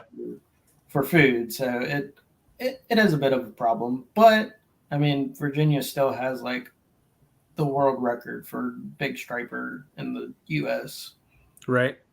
I know like flatheads in North Carolina. Flatheads are considered an invasive species in North Carolina just because they're an apex predator and they'll eat anything. Yeah. So they've been declared an invasive species there, and they were brought over by people that wanted to have them in their lakes, obviously, just about like anything else in the States, right? Some of it obviously happens through natural causes, like the whole Asian carp thing with the Hurricane Katrina. Yeah. But a lot of it is people going, oh, hey, I want these in my home water. And that's where a lot of that stuff Well, happened and came from. The snakehead problem in Florida, anyways, was a long time ago. There was a truck shipping them that turned over, and they just took over from there. The truck tipped over, it spilled out, and they took over because snakehead, they can live out of water for like 3 or 4 hours. Oh, yeah. It's insane. It's still cool, though. I would love to catch one. And I would eat it, but I would love to catch one. Yeah. What channel are you looking for, Earl? I'm trying to Night think Off of the the Hook. name of it. It's FV something. It's a guy on the Chesapeake Bay that does crabbing, blue crabbing, and in the off season, he set out basically a trot line for the blue cat, and just to try it out. And he caught 3 that were probably 20 to 30 pounds on the first try. Mhm. Nice. And he was trying to see if he could get a fishery going for it. You know, he's a commercial guy, young commercial guy, and crabbing isn't that great. And he's trying to, off season. Branch He's out. also dragging. I could see blue cat being a good fishery. And, Why not? I mean, people eat them. oh yeah, they're Because delicious. if people eat them, they grow They fairly are fast. delicious. Yeah. Honestly, I think it's a weird opinion to have, but I think blue cat is probably the best tasting catfish. There's. I'm of the same opinion because the meat tends to be cleaner because they eat more fish. They're Yeah. not so opportunistic. They actually chase the fish. I'm gonna see if I can find him on Instagram. He's on Instagram. He's on everywhere. I can't think of his channel name because it's kind of a weird one. I mean, it's not a weird name, but it's not really a crabbing outdoors channel. It's not name. very specific. Yeah. Yeah. Raised outdoors, yeah. Tim Scott's a good dude to watch. So is Steve Douglas, Jerry Parker, Danny Stone. There's a couple other guys I know that fish the Mississippi River all the time, and they're always catching. Not right now because they're all in the spawn, but they've been catching big fish for years over there, and they're fun to watch. And There's they know their stuff. there's a couple guys from they're north of me. They're closer to like DC, but they catch some gigantic catfish, man. Like You talk about like Chunky Catfish and Has Life and Yeah. those guys do. Man, they Yeah. I mean, they catch some giants, like 60-pound catfish. It's insane. Yeah, that'd be fun. Like I said, my PB Stan- blue is only 32 pounds, but I plan on Stan- breaking it someday. catch big What? ones there in the James River too. My biggest Yep. catfish was 27 and some change. My biggest catfish was probably 5 pounds. The Tennessee state record blue cat was actually broke last year. A guy caught it. I think it was 100. It's either 113 or 131. I can't remember for sure. It That's- was. Yeah, that's that's a big for a big. blue cat. Like, I understand they can get that big, but they typically don't get over like. So actually, the commercial state record blue cat's 180 something pounds.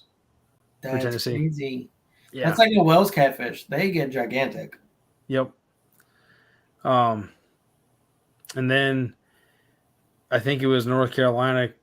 I don't know. This is probably 6 or 7 years ago. The guy, he broke a record twice within 2 days. Up there, it was 100, 108 and 110, I think, or 106 and then 108 within 24 hours of each other. Excuse me. But yeah. However, I will say it is 12:30. I do have to get up in 6.5 hours. So I'm gonna let you guys go. Earl, thanks again for having me up here. Sorry for taking over and talking so much. No, it's fine. You're doing just fine.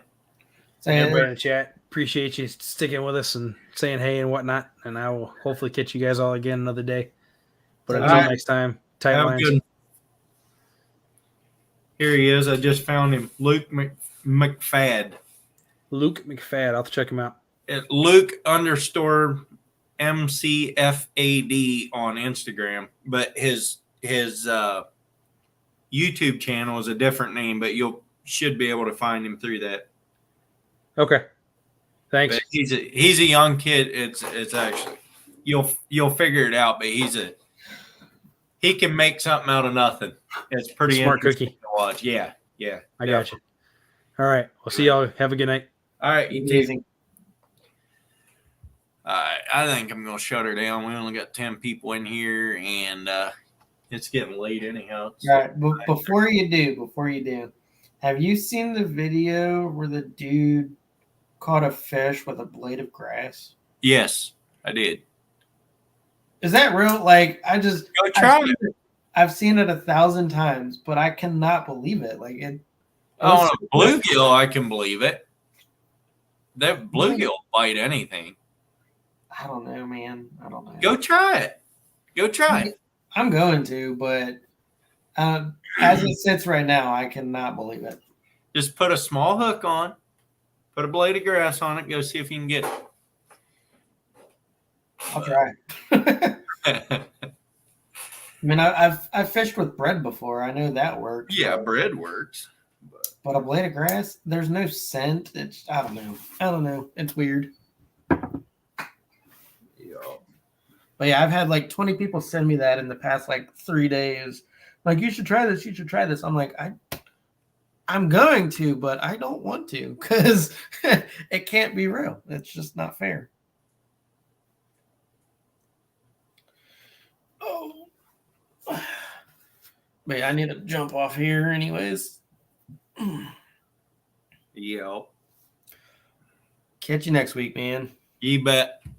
Have a good one. Go I'm check out. out your video after this. Yeah. Oh, you didn't watch it? Yeah, you were on the. On The- the TikTok. Just keep in mind that the last, I want to say 8 minutes of the video is the best part of it. So, I mean, I watched videos all the way through. yeah. No, I know. I figured you did, but There's if you very get tired few of the middle people- of it, you can just skip to the end. There's very few people that I'd like skip around their videos on, and it's Yeah. usually because it's so much dialogue. Like, Yeah. I don't care what you talk about, man. Just show yourself fishing. Yeah. Yeah. I don't care if you catch anything, but I just want to see the process, not Yeah. the explanation of it. Yeah. But yeah, I will catch you next week. All right. Have a good one. Later. I'm going to shut her down. So thank you guys for coming in. I appreciate you. I'm going to head out. I will catch you next week.